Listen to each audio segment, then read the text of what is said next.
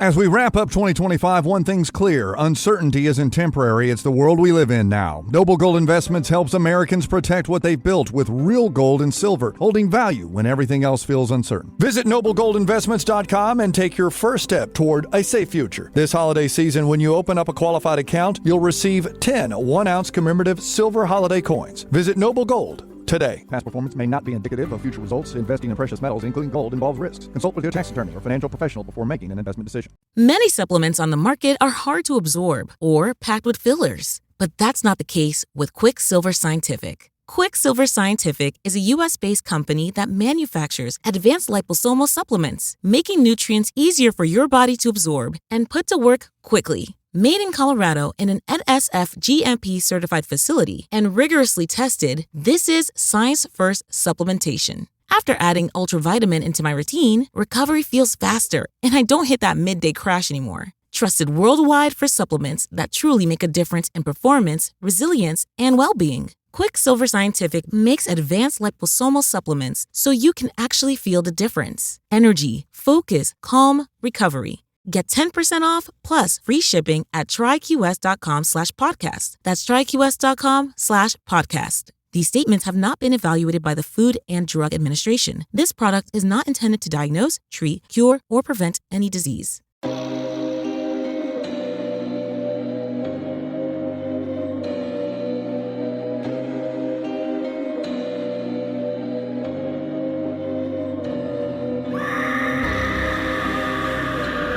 Hello, kitties.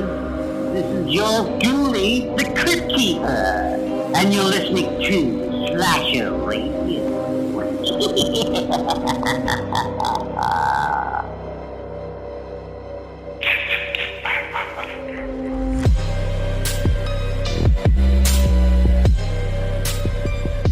Welcome to Slasher Radio. Your host, Mikey Bones, Rob Humphrey, and Cat Valor. What's going on, guys? What's up, tangy butt nuggets? Tangy. Nope. Bleep. What do you mean, nope? They get bleep going forward, Cat? Yeah. The new rule? What? All right. It's going on this has been one of my least favorite adjectives that has been used. Holy shit. Really tangy, huh? Yeah, I don't know why tangy and creamy are like on par with one another. I don't like either one. I normally don't feel that way, but I mean, like, yeah, a tangy In butt context. nugget. Yeah, it's not right. Cat really didn't like that one, Rob. I did not like that one. All right. Anyway, we've got a guest. Holy shit. What kind of PTSD does Cat have with tangy? So would you get beat with Sunny D when you were a little cat? What happened? I think the worst part is with all the other adjectives, you haven't, like, you could visually tell what it was, but tangy implies that there's tasting happening. Yeah, that's the part that I think is the most upsetting to me. Yeah, that's oof. Now I want to move on. All rough. right, we are joined by a very special guest. I forget what episode this guest was on. Oh, it was the Slashies, I believe, the last or something. No, it was the Murder by Numbers. Texas by Numbers. Chainsaw. Yeah. Oh, yeah. Yeah. Okay. So, yeah, if you've listened to the show for a little while, you are familiar with Sinister Scoop's own Tasha, the Potato Thief. Hello, Tasha. Hi. Thanks for having me back. I'm so excited to be here for this one. We got a lot of house cleaning shit to get through right now, real quick. All right. First of all, there's a little bit of low. We were off last week. That was kind of on me. But, you know, going into October, we're going to be pretty busy, hopefully, and, you know, all this stuff. So figure we're getting a quick break before all that. But anyway, here we are back again. We were supposed to do back-to-back Patreon picks. That did not happen exactly. We did one Patreon pick, and then Kat had her book event, and she was not here. So we had Winnie the Pooh, Blood and Honey, which we had EyeRChris and Ali Surreal on for. Which horror court? Huge clown penis. Whoa. Horror court. Whoa. That's right. Surprise horror court. Holy shit. I have been wanting to do Winnie the Pooh, Blood and Honey, and no, forever since it came out. I've been wanting to do. I suggested we all go to the theater so we could cover it that week, and everyone was like, "No," because that was before we started doing horror movies. And then you guys were talking about doing Beetlejuice, or Beetlejuice. I don't remember which one. You guys were talking about doing a Beetlejuice movie, and Mikey said no. Cattle wanted to do Beetlejuice. Winnie the Pooh, Blood and Honey. I was so pissed. All right, I've never been so mad. So I never have said no to doing Winnie the Pooh, Blood and Honey. I saw it opening night at the theater. I would have been ready to go for that. So that would have been Mikey. That's Mikey's the one being horror recorded right now. All right. For the record. I did suggest a Beetlejuice movie. I believe my suggestion was for the original Beetlejuice because I knew Mikey wasn't going to go see Beetlejuice at the theater because he goes to the theater once a year and he already wasted that. So, goddamn. And then Mikey said no. He was like, Cattle want to talk about Beetlejuice. Yeah, he said Cat would want to be here for Beetlejuice. What on earth do I have to say about Beetlejuice that I haven't already said on this podcast? Okay. Is it ready for the defense? Can I take this? Okay. Yeah. I didn't say Cat wanted to talk about Beetlejuice. And for that matter, I don't want to hear Cat talk about Beetlejuice. Either or, first, original or new. I don't want to listen to it because she's going to be mean to both those movies and Rob as well. And I'm going to hate it and be mad. Not a good time for me. But what my point was, it's a big movie. And I feel like if we did a movie like that, Cat should be on it, for better or worse. I didn't think you gave a shit necessarily, but I figured a big movie should be something where all three of us are here for. What is the bigger movie in the horror landscape, Beetlejuice or Winnie the Pooh, Blood and Honey? If you are lucky, we do this from different locations. And I would slap the shit out of you right now if we were near each other, if we would answer that damn question. Of course it's Beetlejuice. What's wrong with you? We're saying within 10 to 15 minutes of actually being in the same room as Kat for the first time, this came up in conversation. I was pissed. Yes. Because I was getting the news. I got the news right before my book event, which Tasha was also at, and I was ranting about it. Yep. Well, look. I wasn't thrilled about doing Winnie the Pooh, Blood and Honey either. It's not like this was I wasn't happy about it. But if anyone didn't listen to our last episode, I gave guidelines for the protection of the show that we don't do our 100th Ring movie this quarter. All right. And so I set a rule that no Ring movie. And then Chris started saying, hold a grudge and all that silly shit trying to be cute. Hell of a deal. And I had to lay down ground. All right, fine. No J horror whatsoever. Stop looking for loopholes. How much am I going to take away from them? Like they dropped the bomb. They were both so excited. They were like two kids when they think they're going to get ice cream. They hear the ice cream man. They just assume they're getting it. That's kind of what happened. I wasn't happy about it either. You could have said no to Cat. I feel like all charges should be dropped. I understand Cat's frustration, but I do too. On the other hand, I did get to watch Winnie the Pooh, Blood and Honey again, so I'm not going to be that mad about it. I'm going to be mad, but I understand. Moving forward, as we added to our slasher radio rules and bylines here, slasher radio is like marriage. In sickness and in health. Yeah. Death do us part. We all go down together. I have to be here for Beetlejuice. Well, it's a big title, and as much as you guys like Winnie the shit, Blood and Honey, well over Beetlejuice, if people are scrolling through because that's what happens a lot, what are they going to stop for? The casual listener that was looking through. They're going to stop for Beetlejuice. I think Winnie the Pooh's got a big name. Well, it's a big character. That's true, too. That's how people get mad at us when they're scrolling through and they've never listened to an episode of the show. And then we get hate messages that are like, you don't like Buffy the Vampire Slayer. How dare you? I'm never listening to this show again. Slashy Award winner Shark Fizzle, I believe. Right. I'm sorry. I got to pay him his true honor that he deserves. Yeah.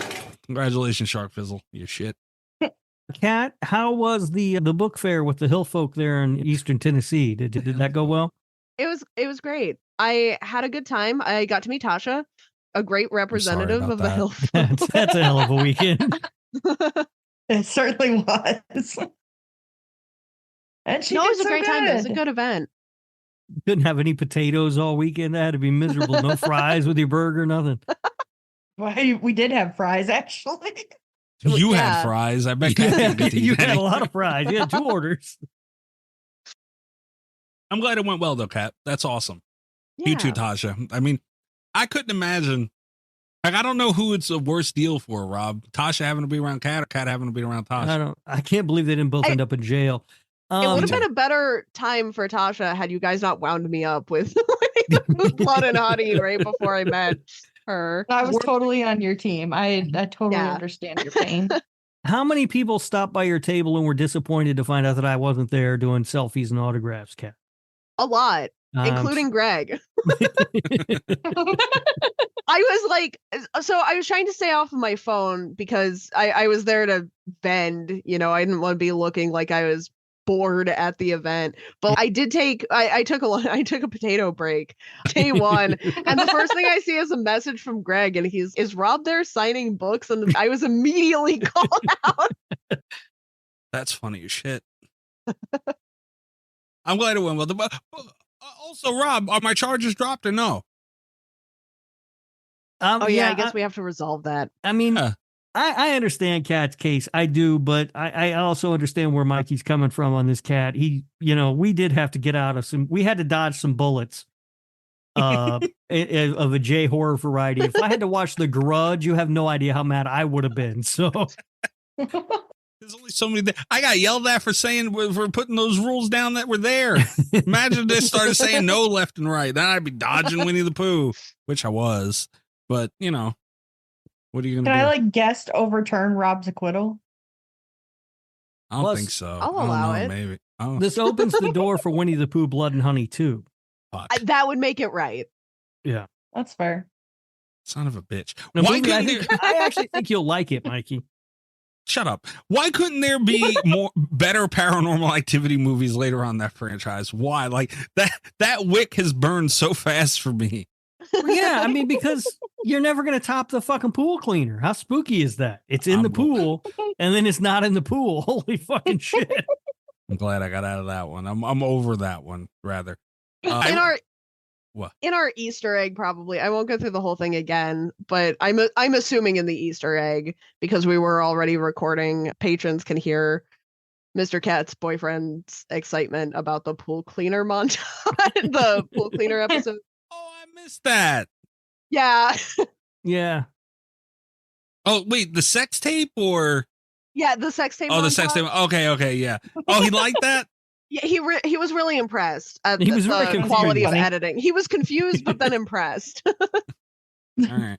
He has suggested, though, he has made a personal request, if it's not too much trouble, he would like there to be a pool cleaning montage when we cover Paranormal Activity 3. No. No. Well, maybe. I don't know. That just sounds He says funny. That the pool cleaner comes up as often that episode as sex tapes came up in the first one. I don't know if that's true. But... Because the sex tape was the star of the first one, the pool cleaner was the star of the second one. I mean, what do you want me to do? Damn it. I think of how much work. We also almost talked him into watching Paranormal Activity 2, I think, because he thinks that we made up parts of that movie. He was like, having not seen it and listening to the episode, it doesn't seem like it could be a real movie. Yeah, I mean, that's kind of how it plays, too, when you're watching it. You know what? I'm mad because I'm thinking about how much work it was for me to get that first montage together and to do another one. I don't want to do it, but it would be real. If it happened that much, if I get halfway through that episode, Mr. Cat's boyfriend guy, and it's not that many, I'm going to be pissed at you. All right.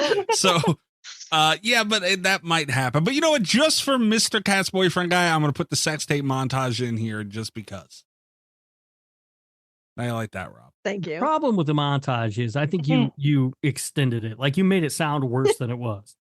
It's literally you saying it. Like, yeah, but you cut like the same stuff in there. You could loop stuff in there a couple of times when it was really only said once. I mean, I think you made it sound worse than it was. Were you sober enough to remember how many times you said these things? Absolutely not. All right, then. Without fail. There is no question I was not sober enough to remember a lot of what was said on that episode. Yeah, that's pretty funny. Also, maybe this will give me an excuse to finally get my button. The best part of that montage wasn't even you talking about a sex tape. It was when you randomly went, Motherfuckers. you motherfucker, dude, for some reason. I want that button so bad, and I'm just too lazy to go get it. I don't think I said that at all. It doesn't sound like me. That's so funny. If you had a button, we could press it. Kind of like this one, Rob. It got in my mouth. Anyway, so yeah, we went through all that. Now we had a debacle in the middle of all of that, what went on with these Patreon picks and then the episode in the middle. The first winner of the Patreon pick was supposed to be Graveyard Shark. Yes. And if you guys have been keeping up with us, you'll remember there is nowhere on the entire internet to find Graveyard Shark because no one in the world wants to watch this movie other than us. You watch your mouth. It's true. You can find for better and utterly disgustingly worse. You can find anything you're looking for on the internet except for Graveyard Shark. That's the only thing unfindable. They're still making so much money off of sales that, they're just kind of riding that wave for a while. That'll end up on Tubi. They don't want to put it on a streaming service right now because they think that there's still maybe a theatrical release in the coming months. Ooh, that'd be good. Yeah, well, they actually have done a couple screenings, I think. Oh man, I wish they'd done one in my neighborhood.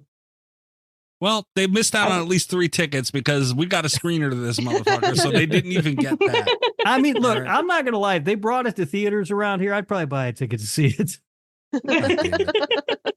I love my collector's box. It's got like the coolest stuff in there. Yeah, Tasha, a big fan of this movie. So Tasha got us a screener for it somehow, some way. Out of all the things to get a screener for, yeah, I couldn't believe it. I was in shock. You're welcome. I know it's too good to be true, but I made it happen. Yeah. So we are finally able to do Graveyard Shark. So we're going to get to our discussion on that shortly. Will was also involved in this. Allie also involved in this. All that stuff. So it was like a big thing. This was probably the biggest campaign push that we've ever had for a Patreon pick. And then to not be able to watch the movie and do the episode was pretty anticlimactic. So I'm glad that we finally got the screeners and we're able to do it. Yeah. Same. I'm not so much. Don't share that thought process. But we do have, we get into some drink roll call. We have a listener text message that will be read by Ghostface, and then we can get into the movie. So, what are you guys drinking? Can I go first? I'm so excited. Sure. I am drinking Spicy Bloody Mary in a can. Oh. Wow. All Hot right. water strikes again. I didn't even know they had that. It's a cut water? Dun, dun, It's dun. a cut water. I found them at World Market. Okay.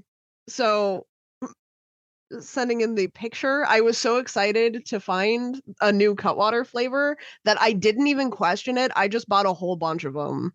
Fair enough. Was that 10%?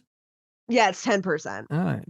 I don't like Bloody Marys, so I would be out on that. But so I do like Bloody Marys, and I will say this is better than the average. This is my second one. I'm on my second one, so we're playing with fire here. But it's a 10% and not a 12%, so it's going to be fine.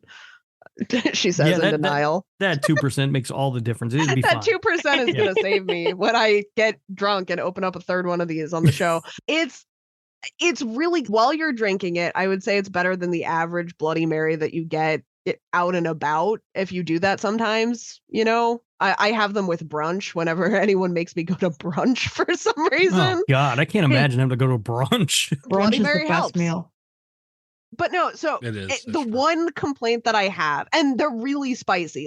Cutwater doesn't fuck around. They put spicy on a can. It's a spicy drink. My one complaint, I don't know if anyone has ever had cans of V8 or other tomato-based drinks from a can. That last sip is real gross because it tastes like can. Ugh. It tastes like pulp and can. So I think I'm going to skip the last sip of this bottom one when I get to it. I regret at the at the end, but Yeah. overall pretty good. Yeah, I don't like tomato juice, which is why I hate Bloody Marys. Yeah, that's where I'm at. No, just cannot do it. And Mikey, I'm sorry, did you say brunch is the best? So good, dude. You I are love such a breakfast food. suburban white woman. I swear to God, man. How many times have I shot? God damn, dude, you're one to talk. How many times have I sent you guys or even tweeted out a picture of me eating an omelet at fucking 4:00? Like, yeah, I love breakfast food, man. All right. I just bought a bunch of breakfast shit. I went grocery shopping, got a bunch of breakfast shit. I'm having a good ass breakfast. Anyway, I like sleeping past acceptable brunch hours, Yeah. but I will say my favorite thing about brunch is that it's the only meal aside from dinner where it's just socially acceptable to drink a bunch, you know? The only time I eat breakfast food it was when McDonald's had all day breakfast. Yeah. I would get the egg McMuffin every once in a while for lunch or something, you're but fucking up, man. Plain. I'm not Yeah. big on it.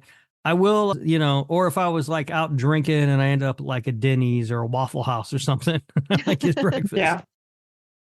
All right. Rob, what about you? What are you drinking? You got anything I'm good? boring. I'm not drinking anything. We know. I've got a can of cheer wine. Tasha, what about you? I have a handcrafted Atlanta hard cider company. It's called Tiki Haze, and it's Ooh, pineapple, mango, and apple hard cider. Ooh. That's sounds pretty damn good. Yeah, it sounds good minus the mango. Sounds real good. Mikey hates mango. I hate it now. That's so I do. random. It's a thing. That sounds good though, Tasha. Okay, that sounds yummy. It is summer seasonal, small batch. Yeah, you drink a lot of that cider, huh, Mikey? Sometimes. Nothing wrong with that. What? You know what? All right, asshole. Fine. Want to make fun of what I drink? Fine. You know what I'm drinking this week? I am drinking pink lemonade, New Amsterdam, Pink Whitney, Rob. Oh, you're drinking that pink sissy? Sure is delicious and it's so good. It's like a pink lemonade vodka thing. It's incredible. And I still have my pink lemonade vape juice, so I'm smoking and drinking, Robert. Pink lemonade. Where are my balls? Going back to the cider, every time I hear somebody drinking cider, I think about I was a bartender in Bloomington, Indiana, and the guy who was the head football coach of the Indiana University football team would come in every once in a while, and he would always get a hard cider, and it used to piss me off so much.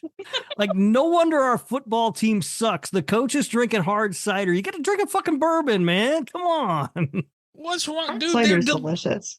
They're delicious. Yeah. What's wrong with that? You're a grown man. You're not allowed to drink it. It doesn't matter if it's good, tastes good or not. Something wrong with you, dude. It really is. What about smoking? Am I allowed to smoke pink lemonade? That I don't mind. I've had lemonade vape juice before. I don't know if I ever had pink lemonade, but I've had lemonade vape juice before. That's okay, but you can't drink a fucking pink sissy. Stop calling it a pink sissy. Actually, I missed it. I mixed it. The pink lemonade vape juice that I have is actually kind of disgusting. I'm not gonna lie, but that's because it's not freeze. That's all the ice. That's the whole. You got to stop with the ice too. Come on. So I do have raspberry lemonade. So I mixed the pink lemonade with the raspberry lemonade. So I'm having double lemonade and drinking it. I'm lemonaded up. That sounds delicious. Right? Everything's beautiful tonight. Sounds very manly. Also, this is going to piss you off. You know what? I'll send a picture of it. I'll send a picture. Kat sent a picture of her drink. And I guess I'll put up the pink lemonade as well in case anybody missed it. But I am also going to send a picture because I feel like this will make Rob mad. I went to the smoke shop. Oh, maybe I didn't save that picture. All right, never mind. I'm not going to send it. But I went to the smoke shop and they have some pre-rolls and they had one that was wrapped in like a purple wrap and it had a gold filter tip. It was the strangest thing I've ever seen, and I was so confused, and it looked so weird, but I bought it. All right. That doesn't make me mad. I don't care about that. It sounds like you would think it's a little prissy, because it kind of, even for me to say, it does look a little prissy. Purple's fine. I got a big purple tattoo on my arm. Yeah, but what about it's got a I'm just going to send a picture of it. It's got a gold tip too, like for the filter. It's so weird. All right. Well, I mean, I don't deal in I don't do drugs, Mikey, so I don't know anything about it. I find it interesting where you draw your lines, Mikey. Which lines? What looks weird and what doesn't, or what's weird and what isn't. Yeah, I don't know. That was very weird to me. I stared at it way longer than I should have before I bought it. That's anyway, weird. Yeah, that sounds like Rob at a whorehouse. Anyway, all right. So we do have a text message that we can get to 917-397-KILL. That's 917-397-5455. If you have a voicemail or a text message you would like to send into the show, we will play them, play voicemails and discuss them. And Ghostface reads the text messages. So here we go. I always forget I have to do this differently now. Is this? Oh boy. Okay. This might fuck with my audio for a second.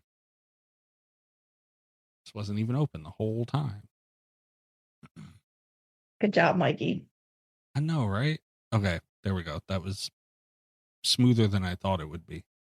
Okay, here we go. Hello, listeners. I heard you three let a guest in this week. I'm always creeping around and keeping my eyes on things going on around here, and it looks like I need to go hide all my potatoes. Anyway, here's the text message for this week, and it's from Slashy Award winner Will the Thrill. Evil dies tonight, motherfuckers. I just finished the episode for Halloween Kills. Uh-oh. And I got to say, I am very surprised. This was a throwaway pick, so I did not expect it to win, but I'm glad that it did. I'm glad to see more and more people are starting to appreciate this movie. I believe it is by far the most overlooked film in the franchise. This is, in my opinion, keep in mind, the best Myers we have ever seen. It also has the best mask, the second best assortment of kills in the franchise behind Halloween 2, the largest casting of likable characters, and some of the best music in the entire franchise. I really love the flashback because I like added lore, as long as it doesn't ruin the original story, and also Loomis was there. So what's not to like about that? The firefighter scene is, without a doubt, the best Michael moment in the entire series, and also shows what happens when you piss off Michael fucking Myers. Nothing can stop that motherfucker. Big John and Little John are by far the best couple in the franchise. This movie is overall just great, and if they had stepped back from the hospital scenes, it would have been the perfect slasher movie. Also, do you guys think Big John and Little John's names are supposed to be a couple's inside joke to their dick sizes? Damn. I think so. Anyways, thanks for making Halloween Kills Slasher Radio approved. Much love, Will. P.S. Myers sewer cock. God damn it. Will rack up another bleep. Will's been on the show one time this year. One time. And he's now Nothing up to... can stop Michael Myers except the sewer. He's up to 10. He's been on one time. I don't even think he got to bleep that episode. He got 10. Damn, Will. Yeah. Fuck. Potty mouth. Damn. All right. Rob, what's saying about you about all that? Because you are, I feel like you're the biggest hater of us, of that film. Hater might be I was just, I'm term. definitely the biggest hater of you. Yeah. No, I don't hate the movie. Like, I don't remember what I gave it, but it wasn't bad. All right. But I mean, all that stuff, what he was saying about the best casting of likable characters. It does have a lot of likable characters in the movie. Yeah. Okay. Also, the firefighter scene is the best Michael moment in the series. No, it's not the best Michael moment in the series. Yeah, that's what happens if you piss Michael Myers off. Yeah, I'd be pissed off too if I were an old man and you kept sending like one firefighter at a time after me. Why did they go in one at a time? And it's hard to argue that it was a cool Michael moment just on account of Michael did look very cool, but like, how dumb are the Haddonfield firefighters? Well, that's a bad strategy. And not only that, because that's not what I think of when I think of Michael Myers. That's Jason. That sort of moment is like a Jason Voorhees moment where he just That was some destroys Jason behavior. everything. Michael is sneakier than that. So Michael's best moments are his sort of stalking, quiet moments. I do Michael's- agree with Will. The Big John and Little John, best couple in the Halloween franchise. I don't know about that because we talked about this on on that episode that Sandra and what the fuck is the guy's name now? I can't even remember. So yeah, they're a great couple. Hey, remember his name? No, but they're great. Like I think they get overshadowed by Big John and Little John a lot because we don't get to spend. I mean, we don't spend a ton of time with the Johns, but we don't spend enough time with them. But I think they're a great couple too. Which one's better? Why I don't know. Is it their dick size? I don't know. Will, I think it might be their foot size. Oh shit. Okay. Damn. I gotta say, out of all the bits we've had on this show, like that one could be the most active. And I'm here for it. Will hears a lot of shit about the foot thing. It makes me very happy. Yeah, I mean, it's hard, right? Because like you said, Rob, Myers we're not used to looking for at Halloween and Michael Myers for things like that. You know, that is more of a Jason thing and some other slashers that have come since then. I'm not like, I don't hate Myers doing it, but yeah, like the original, you know, hanging scene where he hung what's the name on the door after the whole Bob thing and whatever. Yeah. Like that was Michael Myers, you know? And I don't know if it's like a generational thing because Will is younger than us, so he might be more familiar. Like Rob Zombie's Halloween was coming out more in like when he was really getting into horror movies, probably around that time. So he's more normalized to, you know, a brutal Myers. And we've seen a little more Resurrection too. And we've seen Michael do that sort of thing in other movies in the franchise. We just haven't seen it, right? Like in 4, he wipes out the entire police department, but we don't see it. We just see the aftermath of all the cops being dead. That's fair. So it's not the first time that the character has done something like that. It's the first time it's been shown. And it still just doesn't feel like the ultimate Myers moment to me because that's not what I think of when I think of Michael. I think of him as being more sneaky. I think of him as, like you said, pinning Bob to the fucking wall. And we've seen him. He does that at least 2 other times in the franchise. I mean, he does it twice in the David Gordon Green movies. We see him do it in 2018. He pins what's his fuck to the wall. And then he does it again in Halloween Ends. That's true. Yeah. I don't know. Also, like Will's right. Even if it just boils down to this and nothing but this, it's just a badass scene, dude. Like it's cool. Fire behind him. Like it's badass. Yeah, no, it looks awesome. Yeah. Tasha, what are your thoughts on Halloween Kills?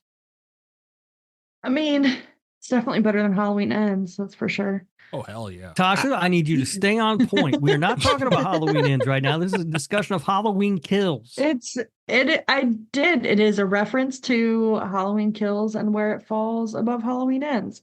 Once again. After the Texas Chainsaw Massacre upset when I gave my rankings for that, my next one is to sit down and rewatch all of the Halloween movies and see how many once gaskets. A year, Tasha. It's a great weekend. It's a great weekend when you just settle down, you watch all 13 Halloween movies. I'm more looking forward to counting how many gaskets you blow hearing what my list is, because I already know. I can give you the list if you want it. Don't waste your shit. No, I already have it. It's saved right underneath my top 100 horror movies of all time. I've got it on my phone. I can send it to you. Oof. Well, I'll already tell you 2018 is better than the original, so that I know. Oh. We got another one, Rob. Holy shit. Same opinion. Wow. I like her better when she's talking about Texas Chainsaw Massacre. Feel the pain, Rob. All right. Yeah, that's within the next couple of weeks. I plan to sit down and watch them all and send that one in, because that'll be a gem of an episode to hear him lose his mind. That would be good. Yeah, 'tis the season. Will sent out his Halloween rankings, and it tanked him all the way to the bottom of the power rankings. Threatened me with a good time. Tasha's down there already. Who was the lowest?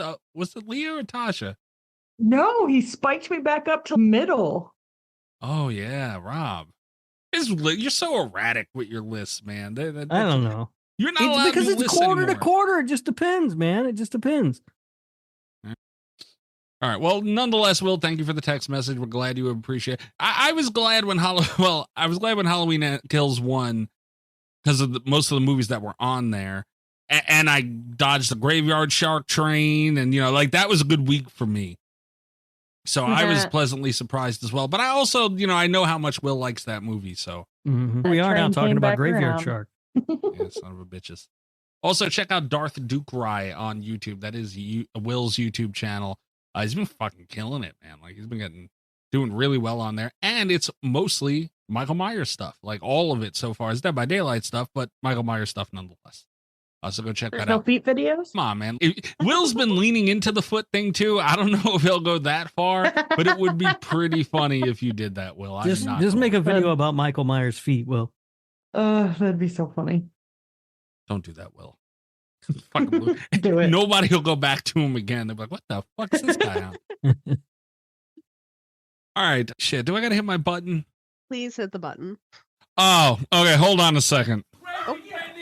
It's the Gabbaghoulie Mystery Corner where our listeners anonymously send in memes making fun of me for being Italian. There's no rhyme or reason for horror here. Don't look for it. They're all buttholes. Cat velour. Last week, my lunch returned to the Gabbaghoulie Mystery Corner. Uh-huh. Were you aware of this? I was not aware of this. Are you lying to me right now? Well, God damn it. I mean, I listened to the episode. Okay. So in that sense, yes, I was aware of it. I was not aware of it prior to the episode. Okay. As I mentioned in that episode, there was only 3 people with access to that image at the time. So I'm trying to figure out exactly what happened. I feel like I know, but I'm not sure. I'm trying to get to the bottom. 3 people thing is not correct because I'm pretty sure that image was spread far and wide once it got out.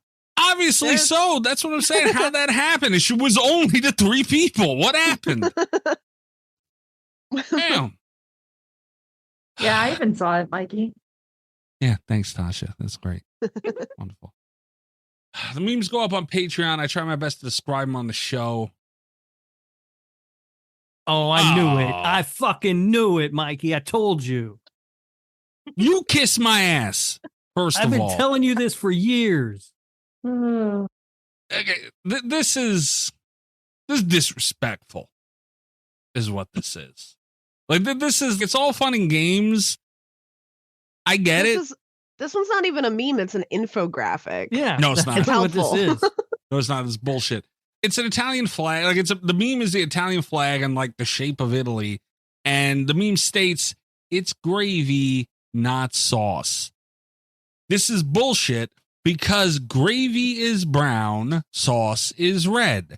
That is the way that works. This is wrong, disrespectful. Are you sure, Mikey? Because I just zoomed in on mine and it looks like the Italian tourism board put their stamp in the bottom corner. No, this is wrong. Gravy's brown, sauce is red. But There what's you the go. stuff on a pizza? That's right. It's Sauce. I don't think so, Mikey. I've That's- always heard gravy. No, Yeah. I never heard that shit. You tell them extra sauce. You don't tell them extra gravy when you're ordering a pizza. Go to Domino's and No, I'm not talking about pizza. Domino's. I'm talking about every time I watch like a mob movie with old Italian dudes, they're calling it gravy, not sauce. That's not true. This is bullshit. No. This is disrespectful. That's what this is. This is very disrespectful. It is sauce. It's not gravy. Gravy's brown, sauce is red. This is very simple. This is kindergarten stuff here, guys. Well, Kat, But I've is seen there? pizzas. Oh, go ahead, Rob. I was just going to ask Kat, is there a more respectful meme we could send him? Whoa. Well, No, I yeah. got one. Mike, if I you got- want another one, No, I have some very respectful memes. no. The If rule's you're not I pleased gotta with like the them. Infographic. No, the rule's not that we go until I like one, because this would be the Gabbaghoulie Mystery Corner podcast if that was the case. I also want to throw this out here. I have some less respectful memes. Oh, wonderful. Less respectful. Imagine coming from the segment that has seen Italian feet memes, Italian 9/11 memes, all these things that we've seen. Yeah, I believe they get more. God damn it. Rob just sent me the Italian battleship. I hate you. I hate you. It's never not funny. I hate you. It always cheers me up. Cat just now sent the Italian battleship. Tasha, step away from your fucking computer. I don't know what you're talking about. Don't do it. I'm not going to interrupt the Italian battleship on its way to get that Italian shark from a couple weeks ago. I think at this point it's a fucking fleet. Son of a bitch. For any new But listeners. what about white sauce, Mikey? They talk about white sauce on pizza, so... Repeat what you just said can't- again. White sauce. Yeah, White but you can't gravy. say all sauce is red if But- there's sauce that there's white. Right, but there's white tigers and there's tigers. There's, the regular thing is sauce, but you're making a variant of that sauce, which is white sauce. You're making it specific that I want sauce, but I want the white sauce because sauce I is see. red. Oh, Mikey. So it's like white sauce and gravy. It's not gravy sauce. It's just gravy. That's the point. They don't say gravy it's sauce. just They say gravy. gravy. Solved it. No, that's my point. You don't say Hit the white button. gravy. You say white sauce because it's sauce. Gravy isn't a type of sauce. It's gravy. It's its own thing. People talk about brown gravy. That's all you get is So brown if gravy. they Yeah. If they specify that gravy's brown, does that mean that the regular gravy's red?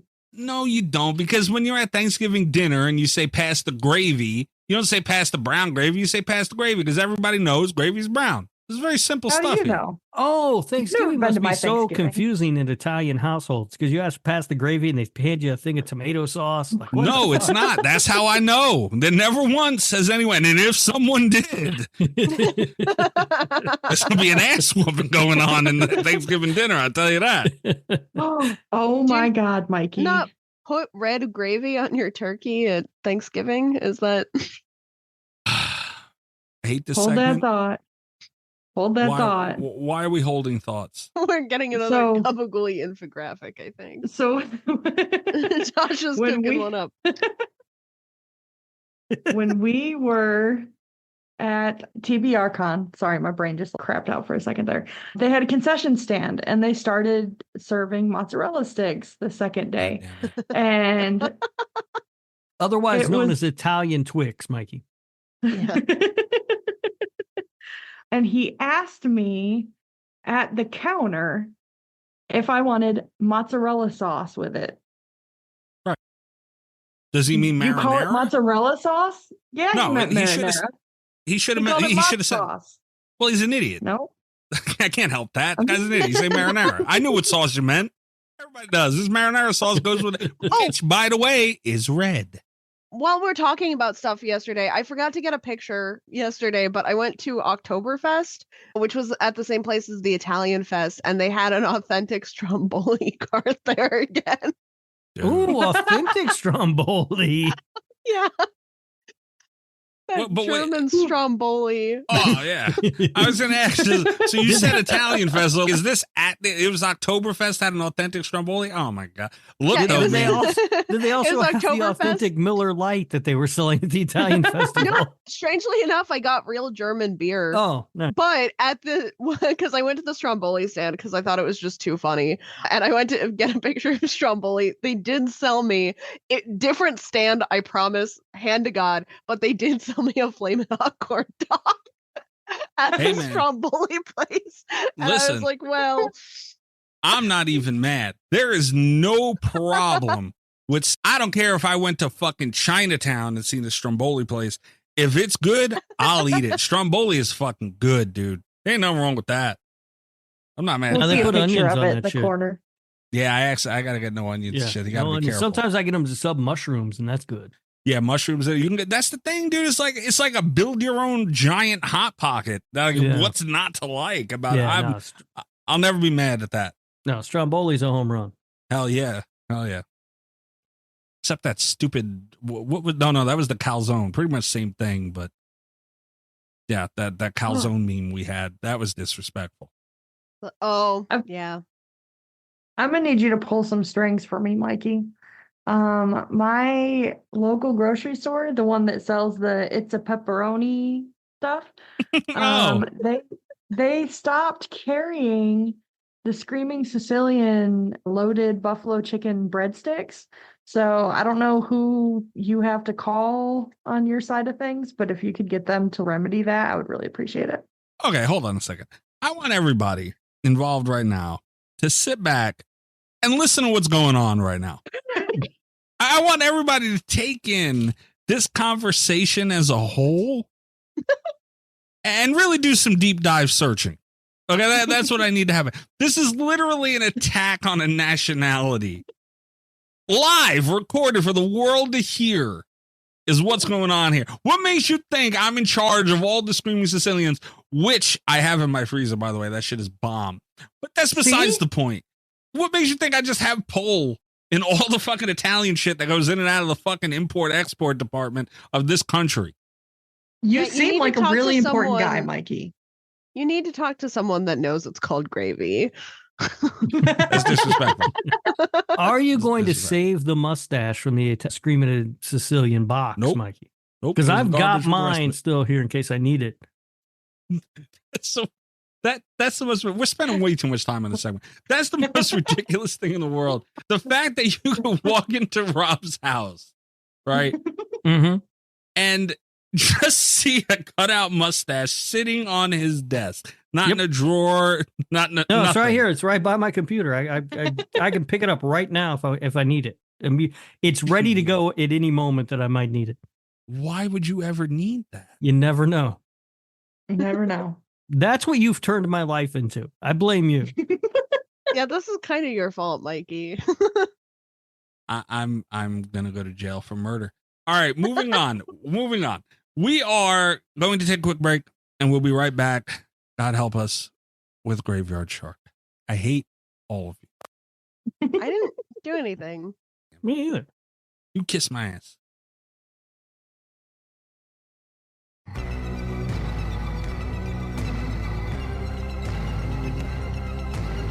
Graveyard Shark. Does anyone want to start with their opening? I don't even know. I thought I didn't have to watch it. I'm gonna be honest. I really thought I got away with this one, and here we are. Like, this is a fucking nightmare that won't stop. It's like bad Groundhog Day. My opening notes, my favorite part of the movie, which usually I save until later, but it's such a perfect summation of my thoughts on the movie as a whole. My favorite part is that before we've passed the 1 minute mark of this movie, not one, but two characters have said big bad graveyard shark like it's a thing. Like it's just an expression, which is when I was sold on this movie, by the way, because the first time it's funny and the second time it's very, very funny. I love when we find out that they're supposed to be high school students, because they look like they have lived very hard lives up to this point, and high school was a long time ago. Years at high school. Yeah, this movie, it's really funny. I really liked it. I had a good time watching it. Like, I thought it was a lot of fun. I didn't care for all the fish sex that was happening in the movie, but you know. That was literally the best. So we got this screener, I think it was like early to mid-June. And I watched it like 2 or 3 days before Kat did. And I kept harassing her to watch this movie because I was like, when you see this, you're going to realize that this movie was made for Rob. Straight up, had him in mind. They know the reference. It's all Rob. Yeah. As I was watching the movie, I kept going, oh, Tasha, I see what you fucking did here. Mm-hmm. Yeah. This was a shot at me and Mikey. God damn it.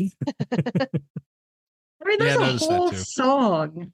Well, did you have the subtitles on when the song was going? No. Oh, man. Sea bass, trout.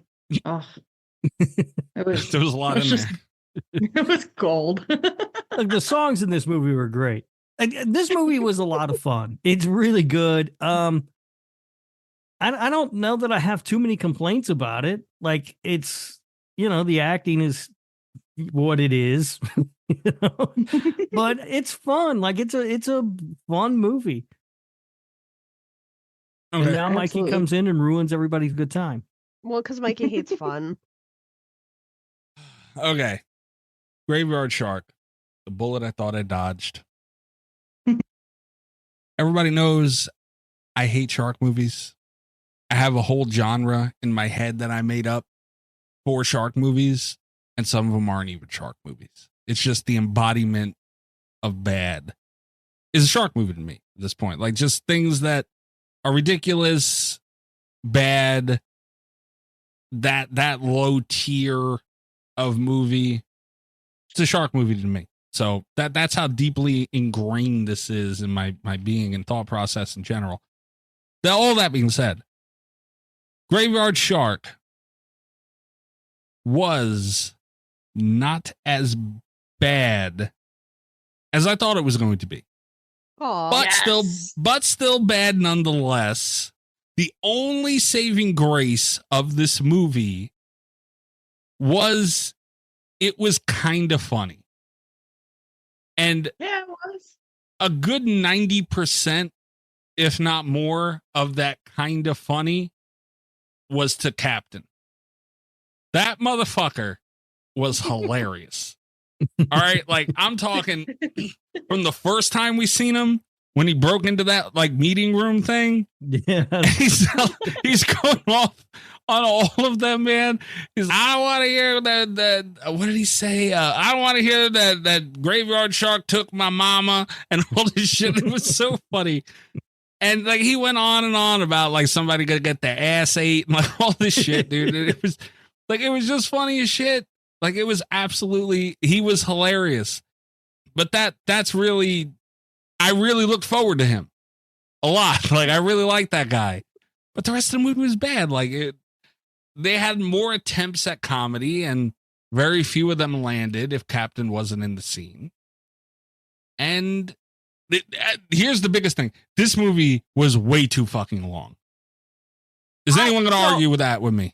I wouldn't say way too long. I will say this is a movie that should have been a tight 90. This is the definition of 90-minute movie, and somehow it went over that, which was frustrating.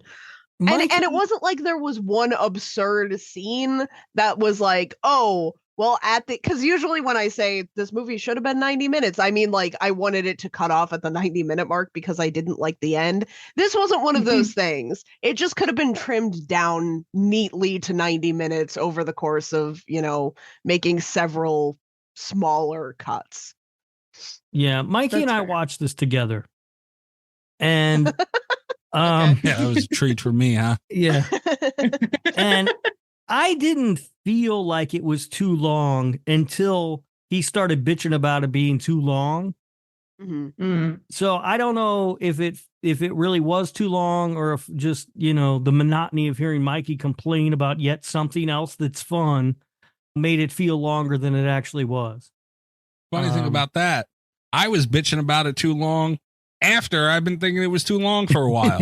So a little bit of different views there. I held it in for a little bit, shockingly enough. And it got to a point where I was like, okay, this is fucking too long. Dude, it was way too long. This story. Okay, the acting in this was atrocious. It was really bad. And I get it. It's fucking Graveyard Shark. I understand. But it was like really bad. And I don't think these characters were able to carry this movie. Because now I'm just watching bad acting and, repeated attempts at comedy that, most of aren't landing for way too long of a time. But with this one especially, I've seen some of the other Mad Angel films and they've got like similar casting and stuff in there. Like I don't think it's as a whole, like, they are legit bad at acting. I think they just 1,000% know what style movie this is and they own it and they lean into it. And oh god, it's just Oh, I laughed the whole way through. Like it just cracks me up. I thought you'd like this more, Mikey. I specifically was like, he's gonna love this. There's all the fish fucking jokes, like I a appreciated whole those. song with him like banging a mermaid. How could he not appreciate this movie? And 'Cause also, it's a we shark talk a movie. lot about from Sharks of the Corn. We talk a lot about Tits Out Girl. Yeah. There were some nice shots in Graveyard Shark. All right, let's bring that up now. This movie wasn't even great for its titties. No, Yes, I Hot stand Goth by it. Cop. had- Okay, I was into that. the More one in the Hot Goth Cop. woods. Yeah, No, those were those one of the bad tattoos ones. did it for me. I was into it. I liked it. I mean, yeah, she was hot, sure, but Yeah. you had one set of titties that were like non-existent titties, and then like hers. Me and Rob talked. We talked. It was a topic There of was a lot of discussion. discussion about the titties. Yeah. But usually that's a problem. You're not supposed to have a Yeah. discussion past, damn, them some nice titties. Yeah. In a movie, in a horror movie, you're not supposed to. Yeah, This is- more discussion than I'm proud of, to be honest with I'm you. I'm about to have more discussion that I'm proud of on the podcast. So here we go. To get a little bit pretentious about the titties for a second, first of all, I like that we have tattooed titty rep. We don't get that a lot. And also, and they were nice tattoos. They were nice titties. It was great all the way around. But also, I like that there was a shot. There was like a bloody death shot with titties where it made sense why the titties were out. Sometimes it's just, oh no, I'm being murdered. I can't hold this towel up anymore. And we get that a lot in horror movies. She was actively undressed in that scene. And I was like, this is the one I'll give a pass to. I give maybe one nudity death pass a year. And this year it went to Graveyard Shark. It made sense she was naked. I never think to question why someone's naked in a movie. I'm just glad they are. He's just mad he didn't get to see the mermaid's titties. Rob's not going to turn down titties. I'm not even going to be mad at him for that. Like, he's No, probably true. A mermaid, whatever. I don't care what kind they are. All the fish, all of them. I don't know, man. That's the thing. It didn't even score points for me there. I was like, damn, man, what is this movie doing? That's a you problem. No, it's not. Like I said, this thing's better than than I thought it would be, but that is not saying anything at all. Like, I thought this was going to be a giant piece of shit, and it wasn't. Like, it wasn't.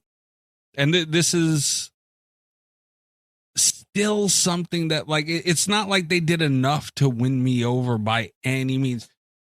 I guess we could mention the Graveyard Shark himself. Awesome. You guys. Okay. Of the look of the shark, the fact that he was wearing the leather vest thing was just fucking perfect. Right. He's fucking jacked. He had abs for days. The shark was amazing. The shark was great. It was. And to use Rob's argument for shark movies, Graveyard Shark was something I hadn't seen before, just like a jacked shark. That's right. Up and about, walking around on two legs. I'm surprised I haven't seen it before, but this was the first movie to give me that somehow. And sharks getting blowjobs out in the woods. Like, Yeah. Poor Sadie baby, man. She was all over that. Sadie Baby also is my hero.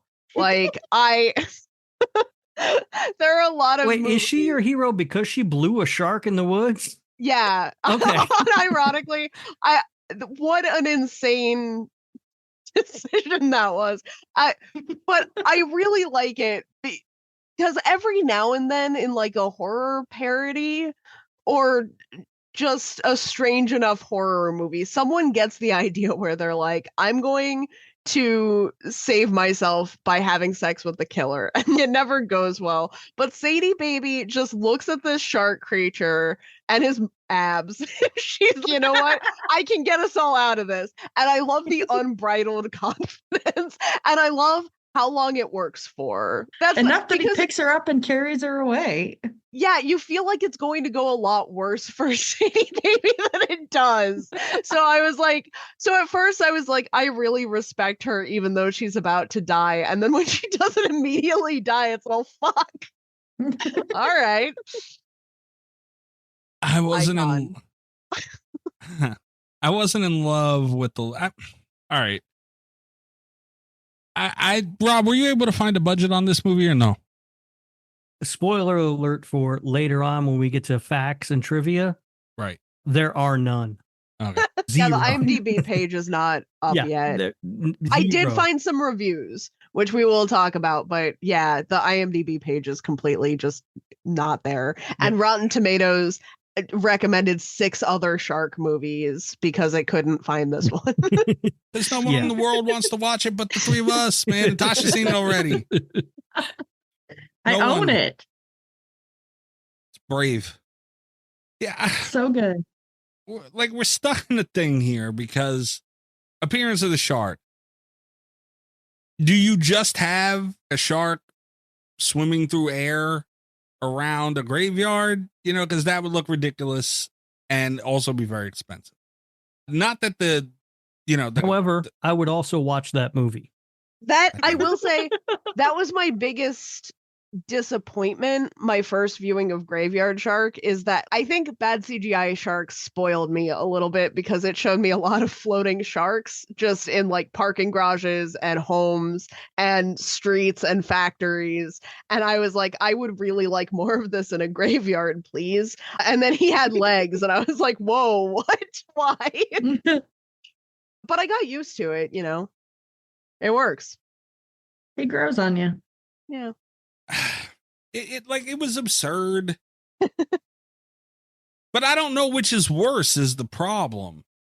You know, because at the end of the day, it's just some dude with a super buff get up on and, you know, a shark head. But it looked much better than it had any business looking for, you know, for what the money that they had. You know, by far, I'll give that. But even in general standards, like, it didn't look horrible. I mean, they even pulled off the Bigfoot sex scene. Oh, God damn. They didn't pull that off. That's the thing, too. Listen, why did it need Bigfoot? I actually, God, I can't believe this is a conversation I'm about to have on a recording. The Bigfoot sex scene is actually my biggest issue, I think, with Graveyard Shark. I said that there was no one scene that you could have cut, and I wouldn't have cut the whole scene. You could have saved several minutes from the Bigfoot sex scene. This is my Carousel Duke My Little Pony fetish scene, where I'm like, why am I watching this, and why is it 8 minutes? But my issue with it is because psychologically, I did not appreciate this. If it had been like a weird fever dream, because we can tell when she wakes up that it's supposed to be sort of like a nightmare sequence, you know? Yeah. So you can't read too much into it. But when you're trying that hard to pleasure Bigfoot in your dreams, like, it opened up a lot of interesting psychological questions about why she goes into cryptozoology, which is supposed to be like a very deep, meaningful thing about the death of her father. And then it got like all twisted up with the fact that she's got the hots for Bigfoot. And I didn't like it. I didn't like the questions. And then especially on the rewatch, I didn't like that I was putting that much thought into why she was having Bigfoot fantasy. It was a choice that they had. And to the point a little bit, I will say, as much as I love Graveyard Shark, I did declare that this was my second favorite movie of 2024 on our Alien Romulus episode. So we know that I put it above Alien Romulus. Unbelievable. But it's not as funny on the rewatch, which is sad. Like, a lot of these shark movies, I think, get funnier and funnier. The biggest real complaint that I have about Graveyard Shark is that my favorite viewing was my first viewing. Having seen it the second time, there are, and you can't really call them plot holes because it's just kind of a silly, fun time. But there are things that don't feel tied up as nicely on the rewatch. And that makes me feel like a little bit less care went into the details, you know. I've brought it up once already, but I am going to tie this back to bad CGI sharks, where it's just like there are, like, each character has an arc. The dream sequences are all very cyclical. It tells a story with subplots, and this one feels, you know, just kind of messy around the edges. You think? A little bit. But I mean, you know, there are all the Trailer Park Shark, which didn't even tell a full story. You know, it does better than some of them. We didn't get a full plot out of Trailer Park Shark. And this one, I like the main plot. They put a lot more effort into that main plot than some shark movies that just tap out instantly would give us, you know? Which I think is nice. We do have, it gets muddied with the Bigfoot scene, but we have a cryptozoology major. We've got her getting her life together. We have the origin of the graveyard shark, which I think is great. Oh yeah, because that's what we needed. Yeah, we needed. See what I mean, man? It did too much. We didn't need that. Like, fuck. You said the same thing about the Nazi skin boots, though, in Trailer Park Shark, and that was great. Correct. We don't need everything.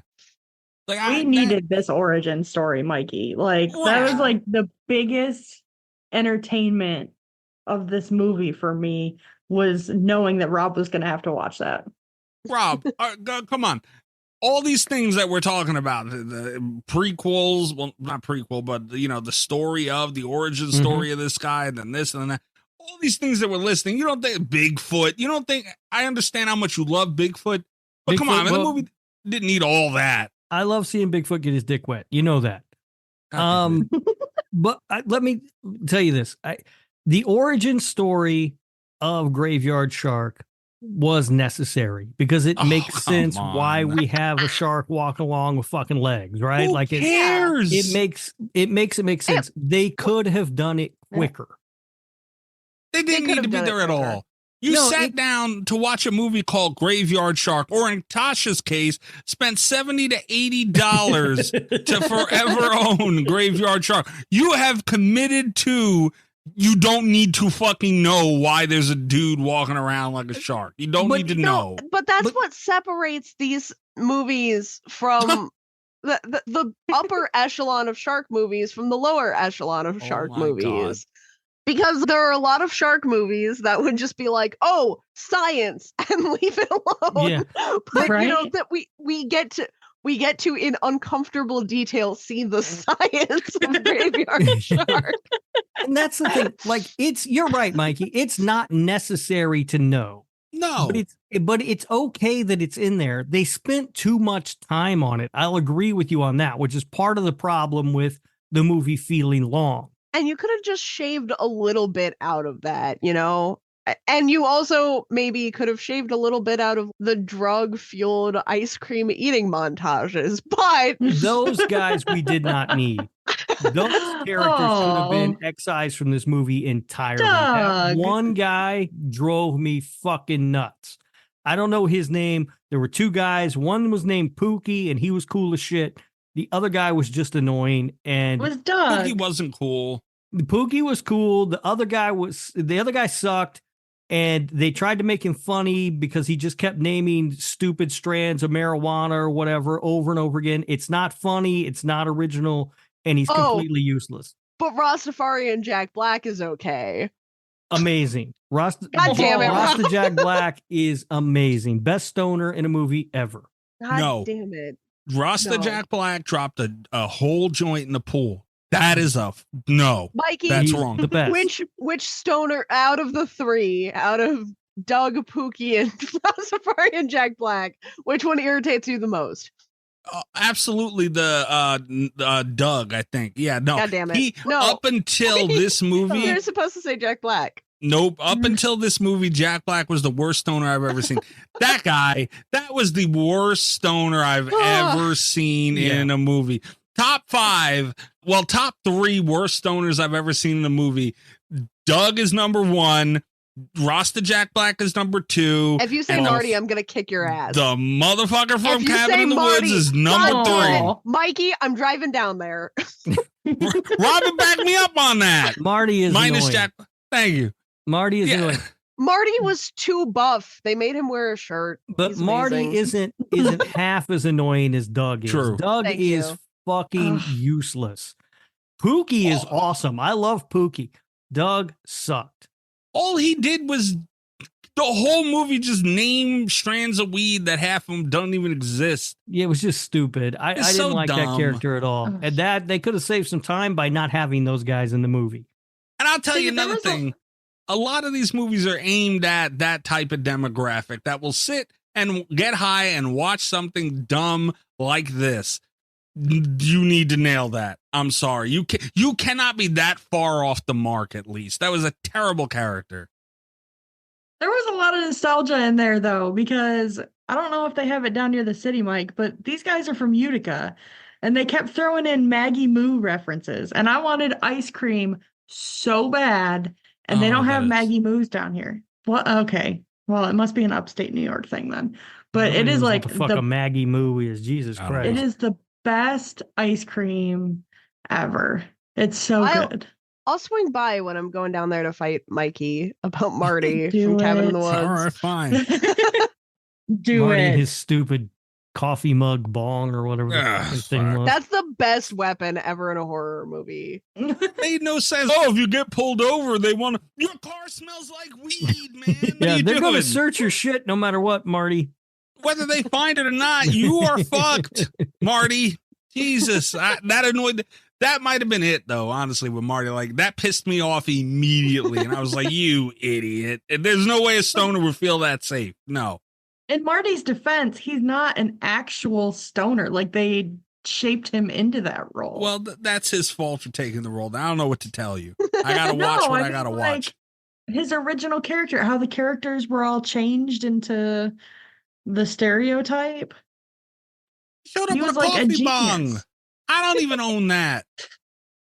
That's on That's you, a you Mikey. problem. Mikey on my top 5 list of worst horror stoners Oh, I agree with that. for not I agree owning with a that. coffee bong.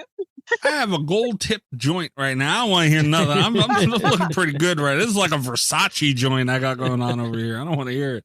Oh my god. But no, on a serious note, I'm you gonna know, come down there and I'm gonna put it in the pool until you apologize to Marty. how dare you? My liner Shots has fired. a hole in it, okay? They can't do that right now. It's empty. Leave me alone. But in all seriousness, though, like you have to nail that character because, you know, if you're going to, like any character, really. And that's part of the thing. Like, I don't think they, other than Captain, I don't think they nailed like any character. Yeah, the rest of them weren't egregious in their role like him, but they didn't nail anybody. Well, they nailed Pookie. Pookie was awesome. I don't like There's 2 O's in Pookie. Yeah, then it'd just be Pokey. No shit, Pookie. But he wants a friend named Pokey. What the hell? I don't really want a friend named Pookie either, but No. he was pretty awesome. This movie has one of my favorite things in the world in it, and we don't get it very often in movies. And sometimes There's when sex. we get it, it's not good, but they nailed it in this movie. And that is the commercial that is poorly done. Oh, Yes. You know what I mean? Yes. I love the classic example. The best example ever is in Ghostbusters when they make the TV commercial and it's really horrible and they're real stiff when they're doing the dialogue. But they do Yeah. such a good job in this one that I love that. More movies need to insert that. Yeah, This that is was a riot. really random thing, but it actually happens in one of your least favorite movies, Rob. What movie is that? It happens in The Hunger Games. Oh, really? I don't remember. I saw the Hunger Games once. Which is actually my favorite example of this. But I do think it was my favorite part Kat, about the it. best example is Ghostbusters. What are we talking about? I don't know. I really liked it in the Hunger Games. I liked the bad commercials. I really liked it, especially because the tone of the Hunger Games is like so serious sometimes. And then they just randomly were like, we're gonna film this commercial and it's gonna be real bad. Yeah, I don't Like, remember I love don't remember the one from the Hunger Games, but I do the love tone that. shift. And I really liked it in this one, especially because I've forgotten the main character's name, but we've got Abby in there, and she's blaming the editing when she's very clearly the one delivering these like terrible takes. And that just feels so realistic to me, right? Where it's you can shoot these terrible takes and then blame the editor. Where it's just, well, I don't know how to tell you this, but you did a shit job. Yeah, I love that. It's such a great thing when they put those in movies, and when it works, it is one of my favorite things in the world. And I thought it worked really well in this movie. It was really funny. That UFO comes swinging down next to her head. UFOs, man, there's too much in this movie. So good. You guys, I forgot to skip the last bit of my Bloody Mary in a can. It's gross. Oh no! Oops. It tastes like can. Oh. Movie. Honestly, if it had less of that shit and like the origin story, I might have enjoyed it. No, honestly, we're if we're being not honest. losing the fake commercial, Mikey. I don't give a fuck. The That fake commercial stays. wasn't that bad. Or the Man, I origin get it. story. Origin to go. The other thing that I really liked, in the same vein of the fake commercial, I really liked the interview with the cop in the woods. Roar! With the bear sounds. My favorite part about that is that if you've ever had to describe a really weird situation to police, I think a Graveyard Shark does a great job of capturing that you understand how dumb it sounds as you're trying to describe it, but there's nothing you can do because that's what happened, you know? That was just, I think it was the most grounded, realistic moment in this movie where she's just, well, no, she didn't say Graveyard Shark, but, you know, she died. I feel like Kat has a lot of experience explaining unusual sounds to police officers that maybe the rest of us don't have.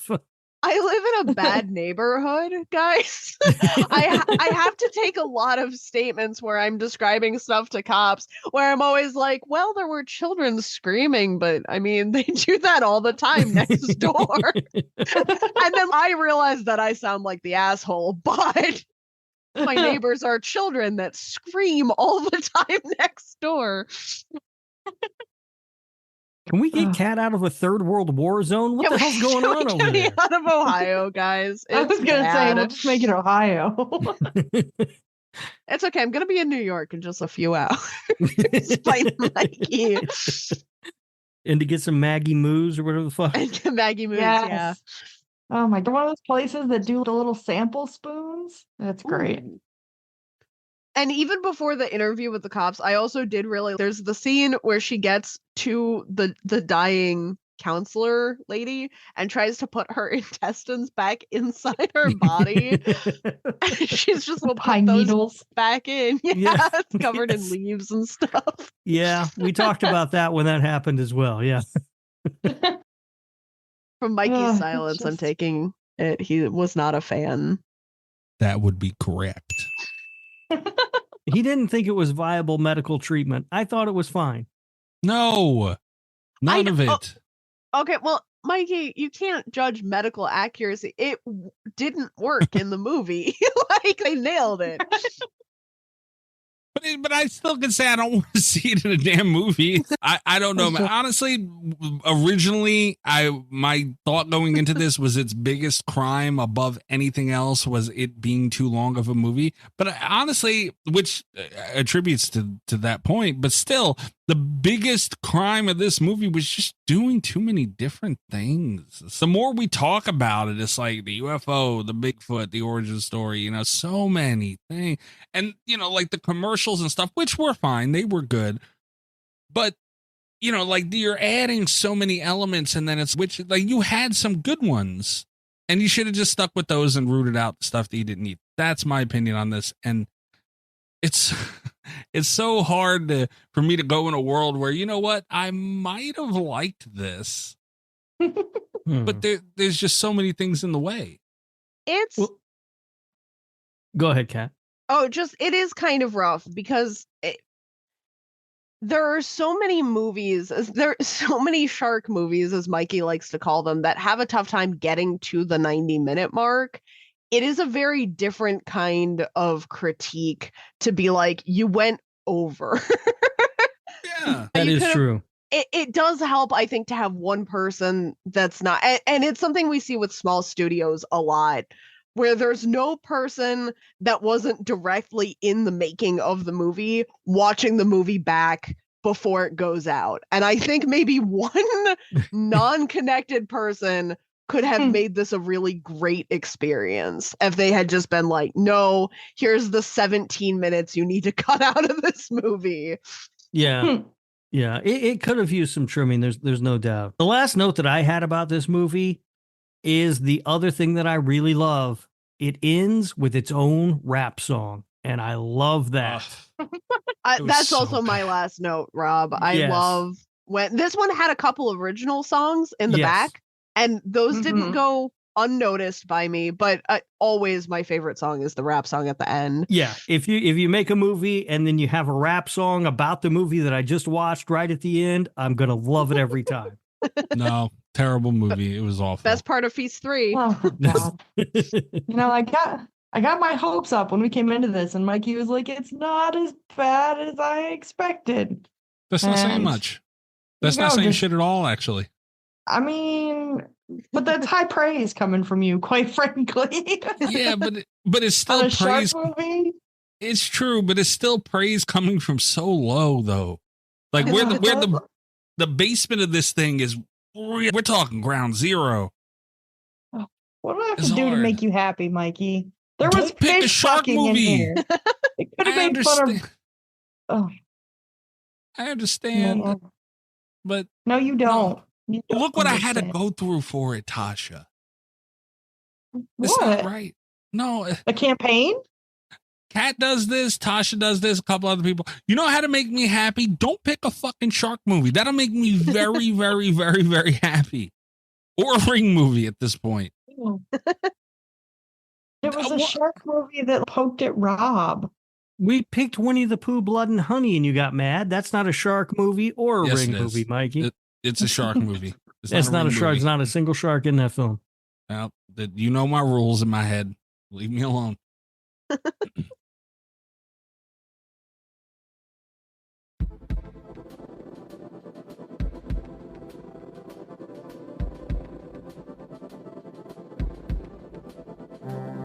Another thing I can say about this, honestly, like a positive thing, the production value that you seen on screen, it wasn't as bad as I thought it would be.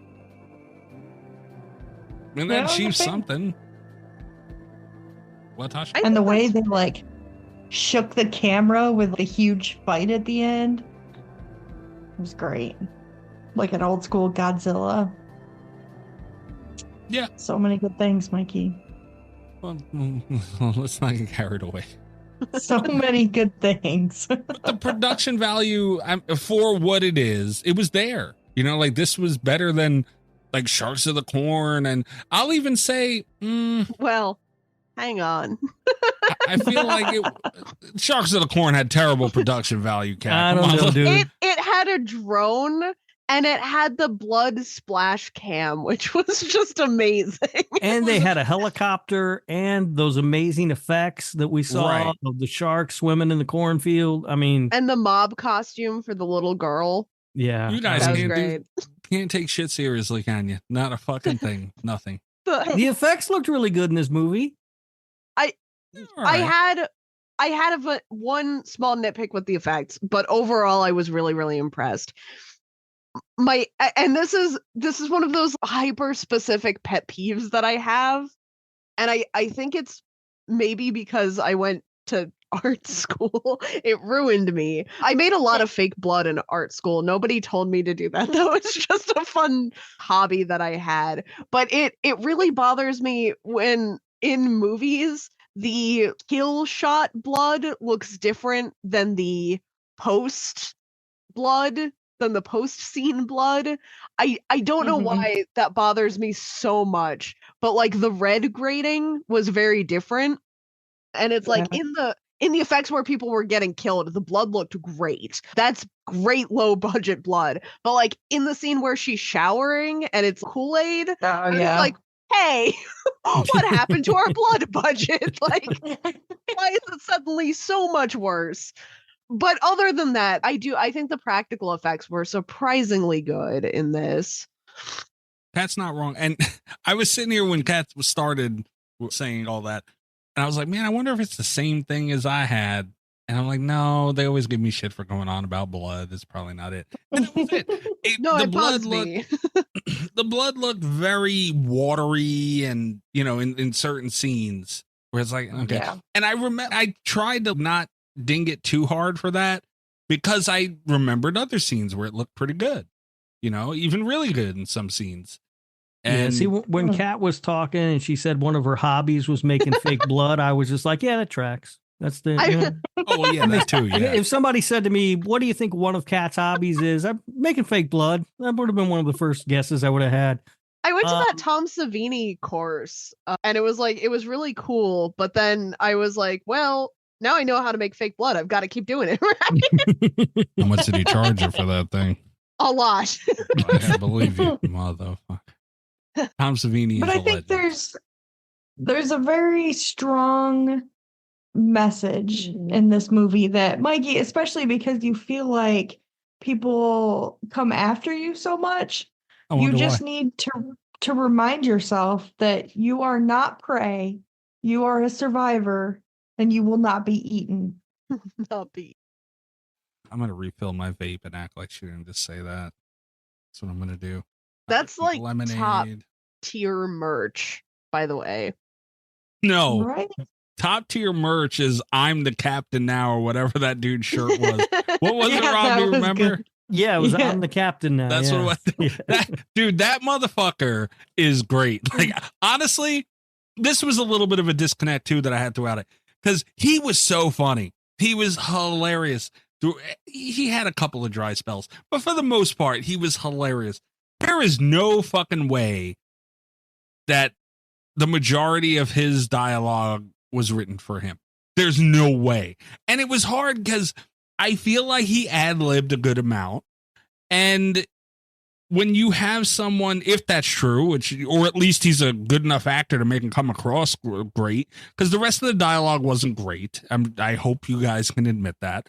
And to have someone who can either ad-lib that well or push his lines across that well, I mean, it's hard to, you know, be in a pool with that shark.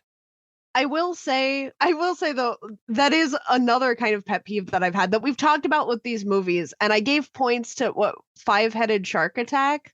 I gave points to because I think the most important thing when you're casting a B movie is to make sure that everyone, regardless of how well they can acts at a similar level to the other actors in the room. Right. I do feel like some of the performances looked worse because one of the performances was better, you know, and that's like a day when you've got to cast people that can all act equivalently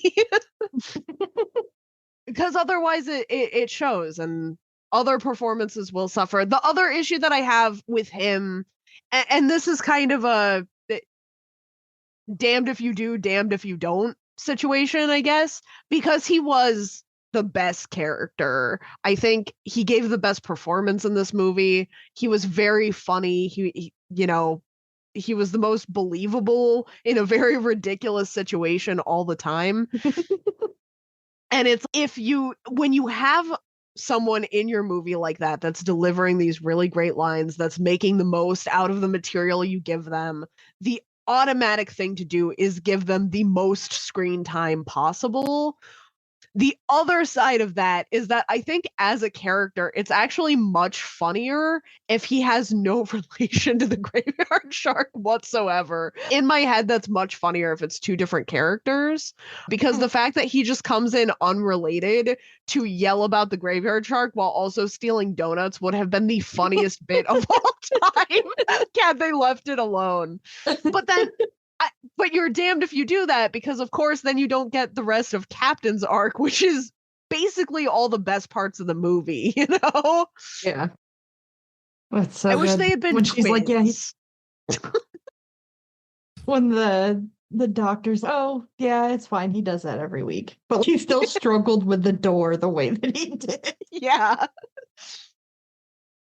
That was one of the greatest character introductions in cinema history. Ever. I have no more notes on this. Oh, thing. you. I'm officially out. Does Yeah, anyone? Yeah, I've been so out for a enthralled. while. What, Tasha? Is it because you were so enthralled? Oh yeah, that's the reason. 100%. Does anyone else have anything we didn't get to yet? Can we move on to reviews and facts? There's no facts. I have hell one of a deal, final note, and it was just one that got skipped over, probably because it's not important, but I took the time to write it down. So our listeners have to take the time to hear it. I guess is how we're doing this today. The costume choices were interesting. That's the whole note. They were just interesting. They weren't bad, but they were like very strong. I feel like a lot of movies just kind of try to pick generic things that end up dating the movie, but look kind of fine when they come out. This came out a few months ago. It's not even out yet on streaming. That's why we had such a tough time watching it. Wants to watch it. I would not say that these are looks that blend in a 2024 environment. They're all very bold styling choices that happen. My favorite, like 90s grunge. My favorite is the like ridiculously high short shorts, crop top, and 90s flannel over top. I don't. It's just a choice. Yeah, they're not good, not bad. Just interesting. No, just interesting. Nominee. Okay, maybe. They had a fucking giant buff shark with a biker vest running around the girl. Yeah, That is the one thing I do wish this movie. I wish I had gotten to see him on a motorcycle at some point. Oh god, How awesome would that have been? The not at sequel all. has him on the No. so great. graveyard shark hits the road. All right. So we do have some reviews though, Kat. We do have some reviews, yes. Okay. We do not have many ratings because, as you know, I usually pull the ratings from IMDb and Rotten Tomatoes, neither of which have information for this movie. Imagine. But we do have kind of a bar graph, if that helps. A lot of people tend to trends toward 3 and 4 star ratings. No way. Yeah. I don't know why you are skeptical of that. But we've got a couple of reviews, and these I had to pull from Letterboxd. So they're a little bit different.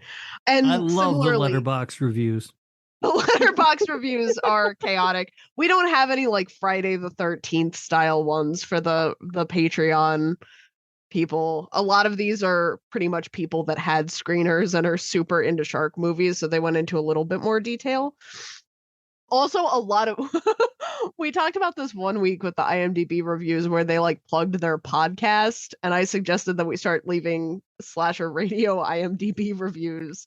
We got a lot of those where it's see the full review at, and then they leave an address.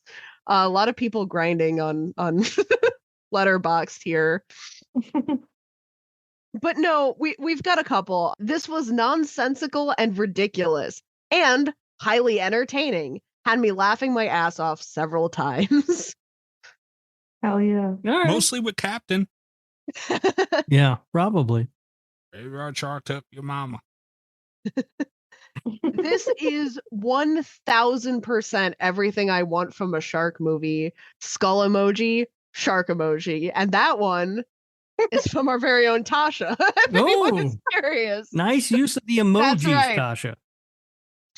What, Tasha? You left a review? I did. Oh, fuck's sake. I should have saved that one, but because it's Letterboxd, I can't have these open in different tabs, and I didn't want to forget it. So that was 4.5 stars with a heart, Tasha. which I believe means that she favorited it.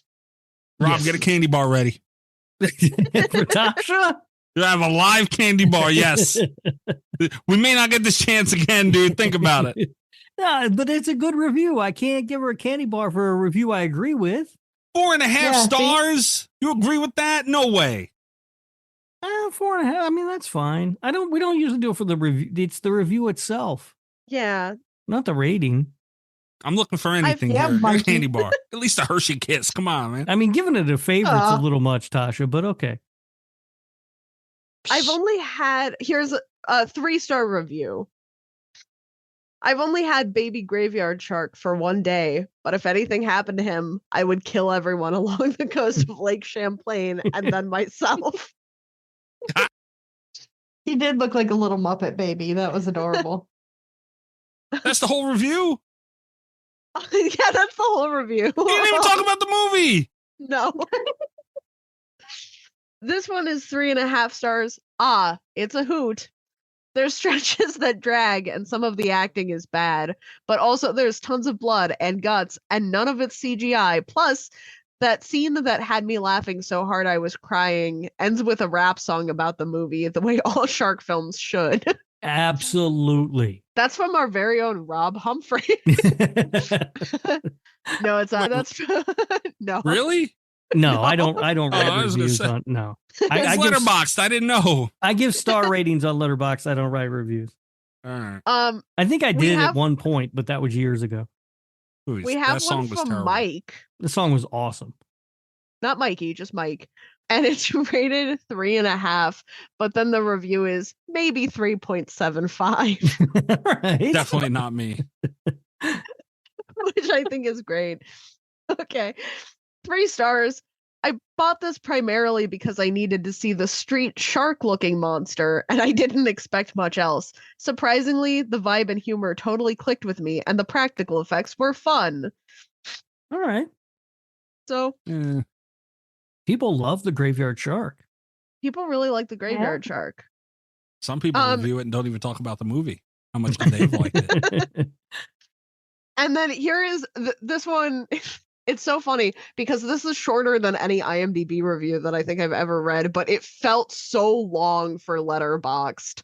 The length really kind of threw me. You adjust quickly when you're reading Letterboxd reviews. Here's my last one. It's 3 stars, but it's also favorited. Do you know those 1950s creature features? Giant, ridiculous creatures, overacting, crazy multi-directional blood spatter, and camp for days. This is that. But it's if someone said do that, but make it an early 90s version. That's got to be your taste, or you're not going to like this. Lucky for me, period. I like most of the outlandish camp, and I enjoyed it. The voice acting was fun, and the mermaid scene was bonkers, and that cracked me up. Some of the scenes ran long, and some of the scenes didn't quite flow together, but that was entertaining too. What the hell? So they love Graveyard Shark for its flaws, and that's the note that I wanted to end on, you guys. Right. That makes sense. Appreciate that. Now, I said there were no facts. I did look. The collector's box is sold out, Mikey, so you missed your chance. Oh, Mikey. man. What am I going to do? You- What am I going to do? You can still get the Blu-ray, the DVD, or the VHS. No, I'm going to just watch it for free. Why would I do that? No, I'm not going to buy this movie. Lame. Look, there's room for one dumbass movie in my DVD collection, and unfortunately, it is already taken up by the masterpiece called Don't Fuck in the Woods 2. So I'm sorry, but there's no room for it. It's the position's already been filled. Sorry. You need to expand your horizons, Mikey. I mean, what I'm not gonna happens work. if you want to watch this movie again? You know, we can't find it anywhere. I'll be good. Don't worry about it. You know, this is my one opportunity. Well, I guess I've had a few, but like this is my only opportunity to leak a movie that it's not on the internet. Like I'm trying to think of the screeners we've gotten. The Cube remake, 3 from Hell. Yeah, those I We could got have Fear leaked. Street, but those were only sent to us like 12 hours before they dropped We on could have leaked Netflix. Fear Street 12 hours early. Remember that guys. shit? Like I remember that And I was stressed like, me out what's the- so much I was because like, I what's the hate point saying of no to even sending me? screeners, but I was like asleep when we got them. I can just wait the 2 hours for Netflix to upload the goddamn thing. Yeah, it was so weird. So I can watch this before anyone else, but by the time I finished watching it, everyone else can now watch it. It's so strange. I wish I could have got my hands on, 2018 Halloween or something. I leaked the shit out of that. What do I even get from leaking this? No, I'm not going to buy a copy. I'm not going to contribute to the distribution of this. No, I'm not. Well, the position's been filled. Only $30. Got a VHS. Who the hell is going to buy a VCR and the cable you need to hook it up to your fucking TV to watch this on a VHS? A lot of movies are coming out on VHS. I think it's more like a collector's item thing than it is anything. Yeah, no.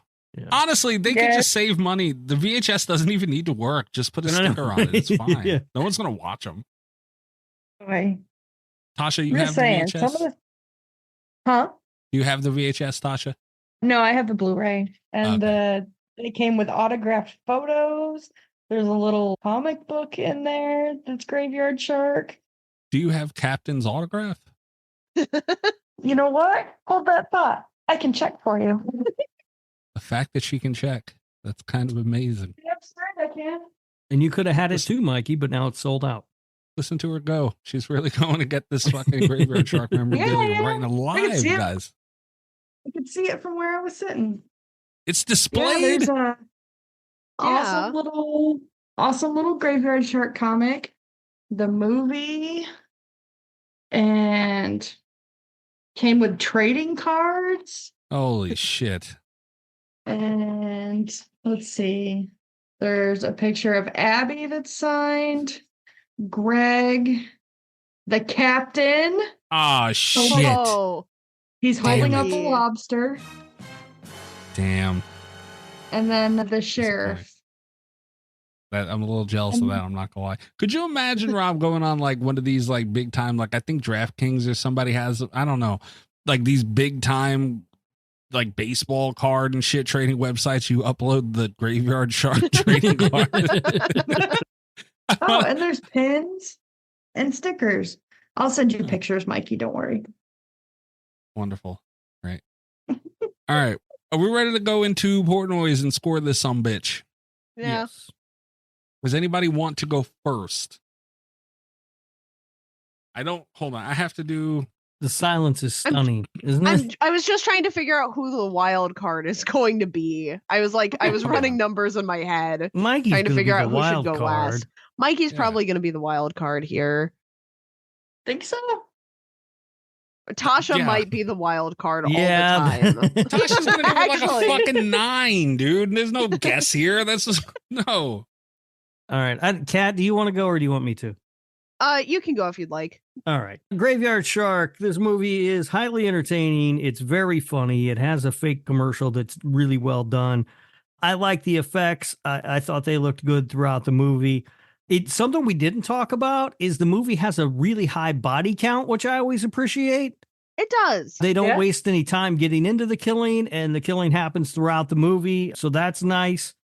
And I love a movie with its own rap song. The acting left quite a bit to be desired, however, and it did feel a little bit long, although much of that might have been due to Mikey bitching about how long it was the whole time I was watching it. I landed at a 5.6 for Graveyard Shark. Yeeks. Are we doing a B movie score for this thing? We can if you want. I've got one ready. I feel like we have to, right? I don't have one ready, but we can do one if you'd like. B movie score. Do you want me to give it now, or do we want to go back around with B movie scores? I don't remember. Let's go how back we do around. Okay, I don't remember how the fuck we do those. It's been a while. All right, 5.7 for Rob. 5.6. Kat, do you want to go? 6. Did I say 7? I have written down 6. I am not sober. I don't know. All right, 5.6. Kat, would you like to go? You want me to go? I'll go just because I'm pretty confident you're going to have this low. I put it in the upper half of shark movies that we've watched on the show, but I don't think it's as good as Santa Jaws.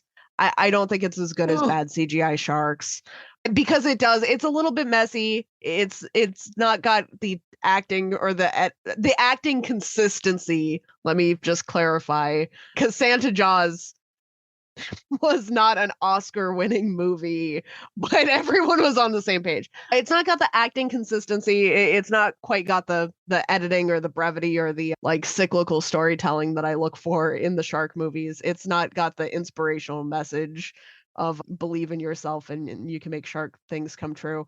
I give it a 3.8. What? Oof. Yeah.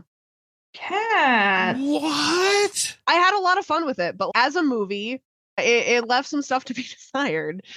This is by far the lowest score Kat has ever given a shark movie. It is not. It's in the middle of my shark movies. It's higher than I Really? gave Trailer Park Shark. Yeah. Oh man, Trailer Park Shark was better than this. It's Trailer higher than Shark I Park. gave.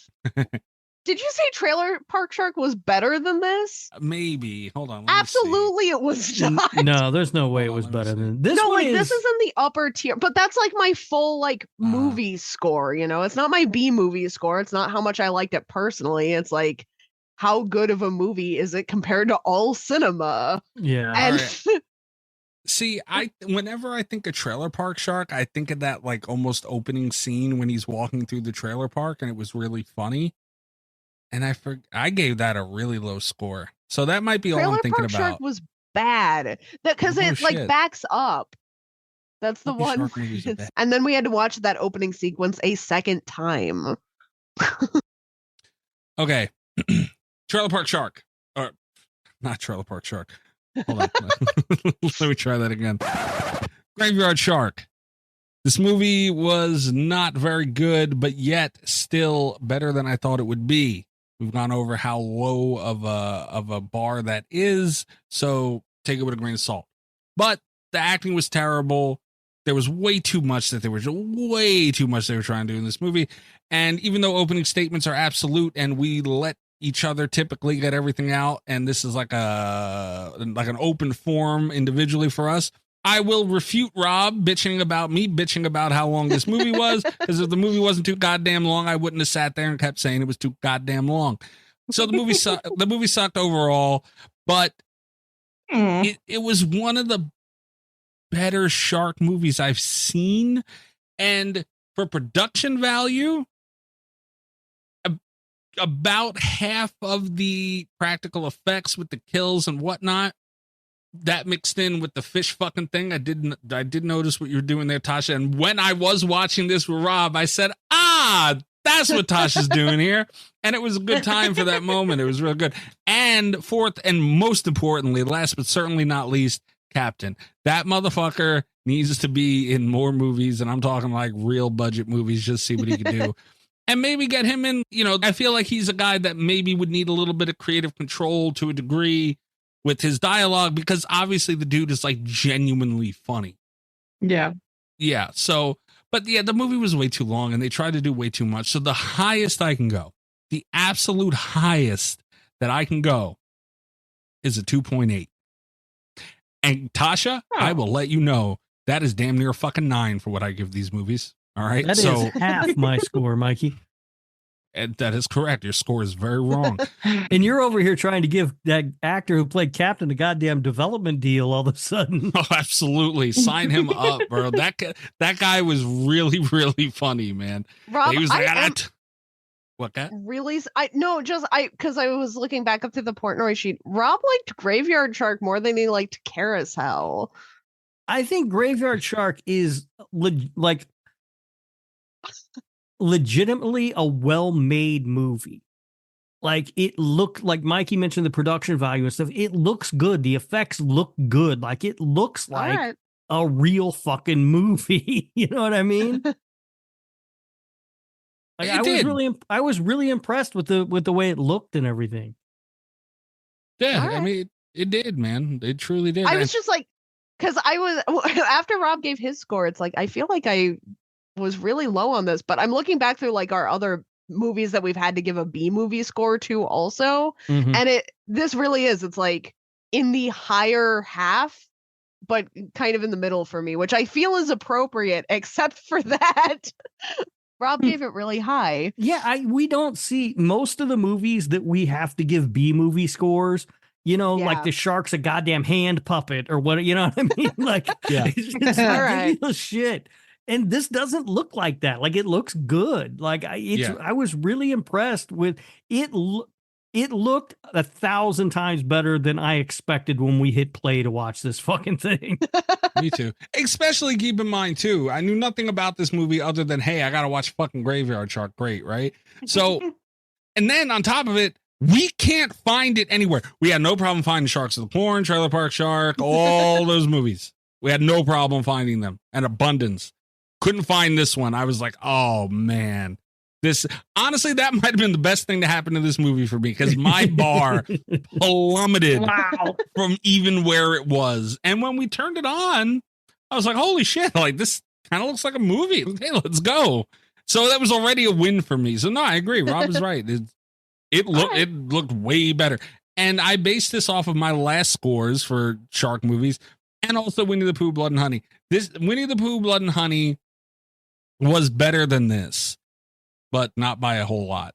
So, Kat, you also gave me shit, by the way, last week, a little bit of Portnoy scuttlebutt. You said if it wasn't Slash Radio approved, you were going to blame me. You were the only one to give it an approval score. Okay, but at least Rob gave it kind of close, and the guest gave it pretty close. Yeah, but you knew I wasn't going to do it. They should have did That's it. why I called you out specifically in the message. Yeah, but they should have did it. You knew there was no hope for me doing it. They didn't even do it. Shame on them. I mean, yeah, mostly shame on you, but a little bit shame on everybody else. It should have been exactly a 7.5. God damn it. All right, Tasha.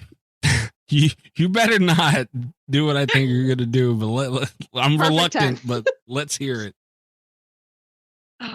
This movie was a riot. I laughed from start to finish. All the little things that they do, when they're trying to put the doctor's intestines back in, and they're like all these pine needles. I feel like there's a lot of little details in here that just amp it up for me. And I mean, we have been waiting this long for a movie that really goes at Rob with this fish fucking. And we finally got it. And it's not even like No. him. We haven't been waiting, Tasha. We haven't been waiting. Yes, you have. Don't be lying. It's I haven't been waiting, but it's like one of those things. I didn't know I wanted this so bad. So yeah, I mean, maybe deep down I was. See, I feel very much, like I said, they know what it is and they leaned into it, and it was just a riot. I loved all the characters. Doug, I can't believe you guys are hating on Doug so much. He was so cute. So I think you said we are doing B movie scores? Yes. Yeah, we'll also do a B movie score. Well, I'll adjust my letterbox one then. I am going with a 7.5. Jesus Christ, Tasha. It could have been this thing. Radio approved. This movie was so much fun for me. Like, even this was the third time I've watched it. Today was, and I enjoy it just as much every time. So sorry, Mikey. Unbelievable. All right, Rob, you got a B movie score for this thing? Yeah, I mean, as a B movie score, this thing is incredible. I think it's a 9.2. Holy shit! Oh, wow. Yeah, as a B movie, are you kidding me? We don't see B movies this good that often. Rob Humphrey. Yeah. Whoa. I mean, this is a really good fucking B movie. Hell yeah, it is. I don't even want to hear the rest of these scores. This was a bad idea. Kat, what about you? So as a B movie, it's hard because it's almost it checks a lot of the B movie boxes for me, but the biggest sin, and we've talked about this, I think every time I've given a B movie score, except for Carousel, I think the biggest sin that a B movie can commit is being too long, which was also what I knocked points for from the normal score. But that being said, it's a ton of fun, a lot of laughs, a lot of blood. I'll give it a 7.8. All right. It's like above approved, but it does. The pickiest thing about B movies for me is that length, and this one, it's rough. Okay. All right, B movie. This thing was pretty funny, you know. And again, that is mostly Captain, but man, like he made me laugh really hard a couple times, and you know, like these movies typically don't do that. And a lot of it is like eye rolly stuff, even though that was in here as well. But, you know, they gave me a decent looking shark. I mean, yeah, it was absurd, but it's better than a lot of the other sharks that we get in a lot of these movies. What was that? The one with the puppet and fucking Sharks of the Corn. Don't even get me started. Honestly, out of all of them, the best one, the shark itself, only shark, up until this point for me that I've seen and we've done on this show, possibly Trailer Park Shark. What about Santa Jaws? No, that thing looked awful. Yeah, I think it was Trailer Park Shark was the best shark on the show. That or the movies we've done on the show. Like looking appearance wise, off the top of my head. And this one was, I mean, it was very different, sure, but it looked good. You know, what they did looked really good. So that's all I can go by. And to be honest, if they did have to have a digital shark swimming around, it probably looked like shit. And I wouldn't like that. So, I mean, I really can't bitch that much about what they put here. And the kills were pretty good. And there was a lot of titties. But all right. So I'll land. You know what? I'll give it giggity 6.9. That's it. That's what you get. I really want to give it a 6.8. You know what? I can't even force a 6.9. I got to be real. 6.8. I have to. 6.8. As a B? B movie, yeah. Tasha. That's the best I can Mikey. do. Kat, help me here. That's real good. That's me. really good for you. Yeah. It's like you judging a shark movie. Our standards are really low, but like you cleared the bar. There's a curve for me here with these movies, all right? I did exceptional just now. And most of that's Captain and the kills. Most of it. That's the best I can do. Tasha, what are you gonna do here? For a B score, I'm going 9.5. Jesus Christ. It is so good. So good. Tasha. Mikey. Someday, Mikey, you'll understand. I don't want to understand. I'm good with not understanding this. I'm fine. All right. So, final scores here for Graveyard Shark. Regular movie score, it is a 6.6. Yes. Which is not Slasher Radio approved.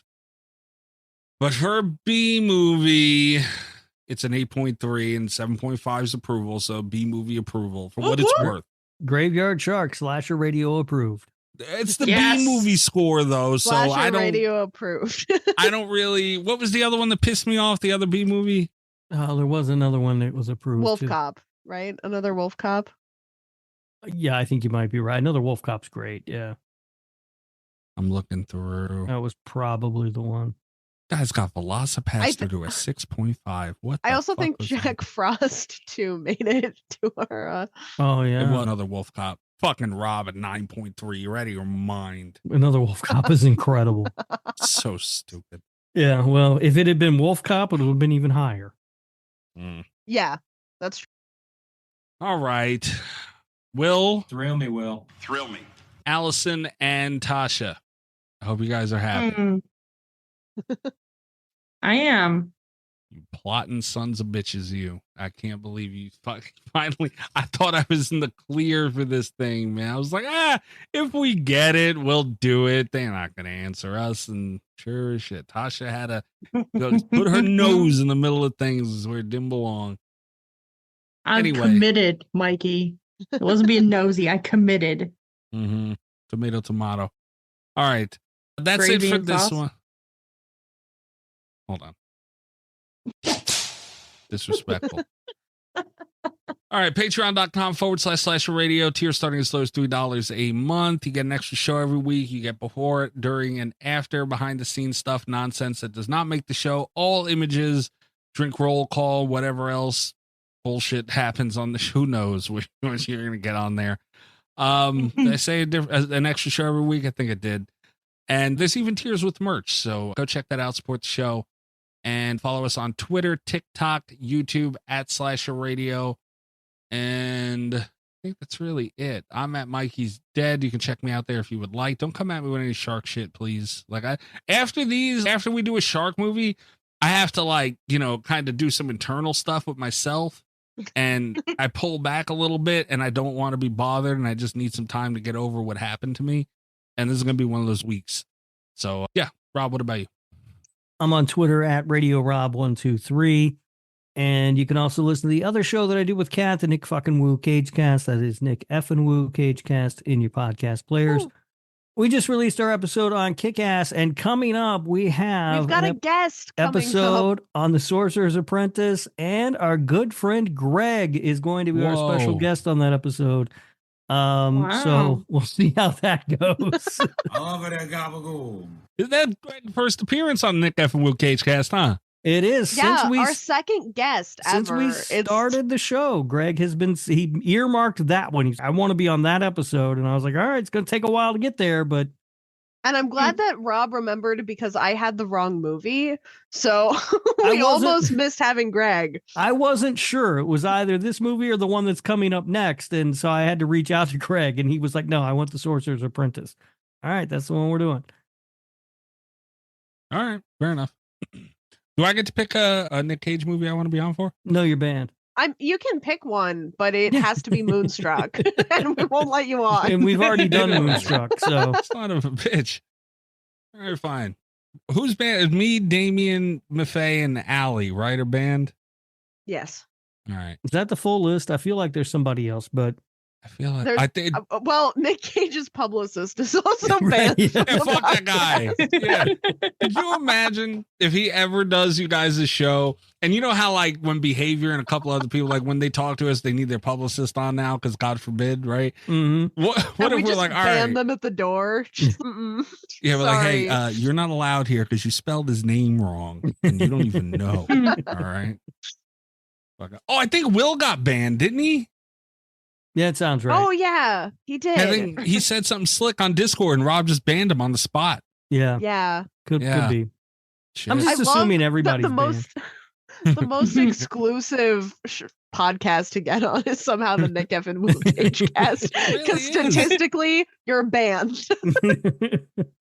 Seriously, actually, man. That might be a good policy, is to just start with the assumption that everyone is banned. Yeah. And then, see if you get a and then pass. gradually allow. If you want to be on, you have to get yourself unbanned. I don't know, man.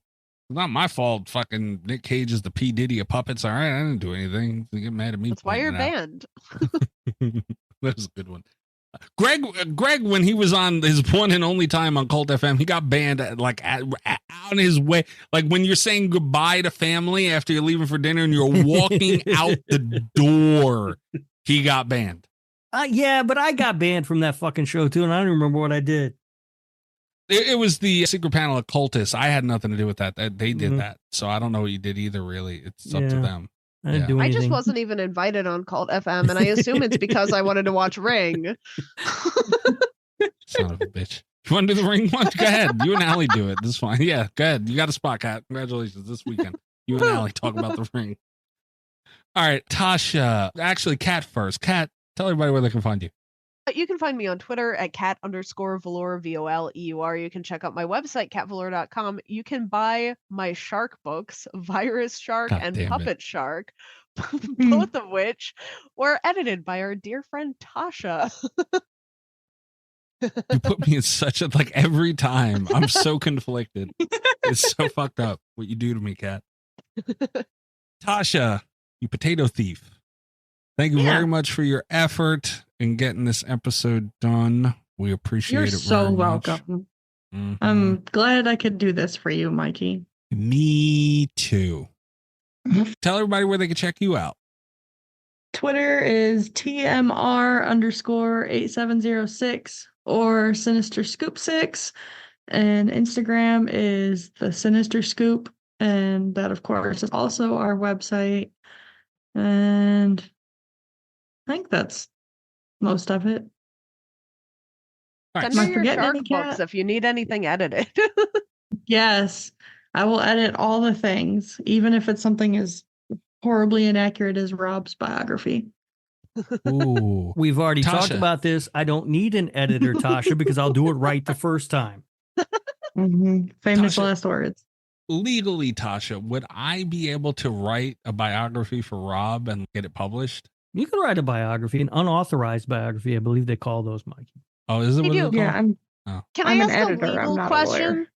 We've got 2 movie people and an editor on here. This is the best time to pitch stuff, right? Sure. If I wanted to do a book for the Nick F. and Woo Cage cast, but I don't put his name in there, we just call it Not the Bees. Would I be legally able to publish something that was just a review of every Nick Cage movie ever? Yeah, you could do that. They couldn't come at me for that. I don't think so. Because it occurred to me, I have one basically writing itself over Right. here. I might as well just release it to the public. Yeah, no, I think it would be perfectly fine to do that. People do that stuff like that all the time, right? Like Yeah. Moulton has his movie guide that he used to publish every year that was just fucking reviews of every was just goddamn movie reviews. ever made. I was thinking about that, and I think I should be. And you see I've seen 3 different horror books that are just inspired by Nick Cage that Mhm. have his name like right on the cover, and we could do this. Yeah, I read that one book, The Age of Cage or whatever it was called. You know, Yeah. it was all about him. All right. Yeah, you should be able to do that. Fine. Look, and I'm, clearly I'm a lawyer, so I would know these things. I'm sure having Rob as my lawyer is not Yeah. going to come back to bite me. No, Tasha, I'm no. going to send you some No. Nick Cage reviews. Yeah, not a We've got it problem going. at all. You get sued, you let me know. I'll come defend you. It'll be fine. Oh, God. We're both going to prison, Kat. But right, guys, if we could get Nick Cage to defend you Oh, yeah. for your defense of me, we'd be all set. Oh, Lord. All right, guys. Another Patreon pick next week. Oh, Lord. Oh, Mhm. why do we have another one? Okay. Blood and Honey, right. That didn't count. That was a guest pick. That was a guest pick, and Unfortunately. Okay. we're rolling with another patron pick. Yeah. Help us. Good night. Tetsuo, the Iron Man. Good night, all you butt nuggets. You can't. Oh. Aw. Why? Can I ban him out the In door? the Easter egg? Yeah. What the fuck? You're up to 39. You're 1 from 40. That doesn't get bleeped. You said it in the show. Yes, it does. Womp And womp. listen to how proud he is. Yeah, little bastard. All the best of Slasher Radio Podcast.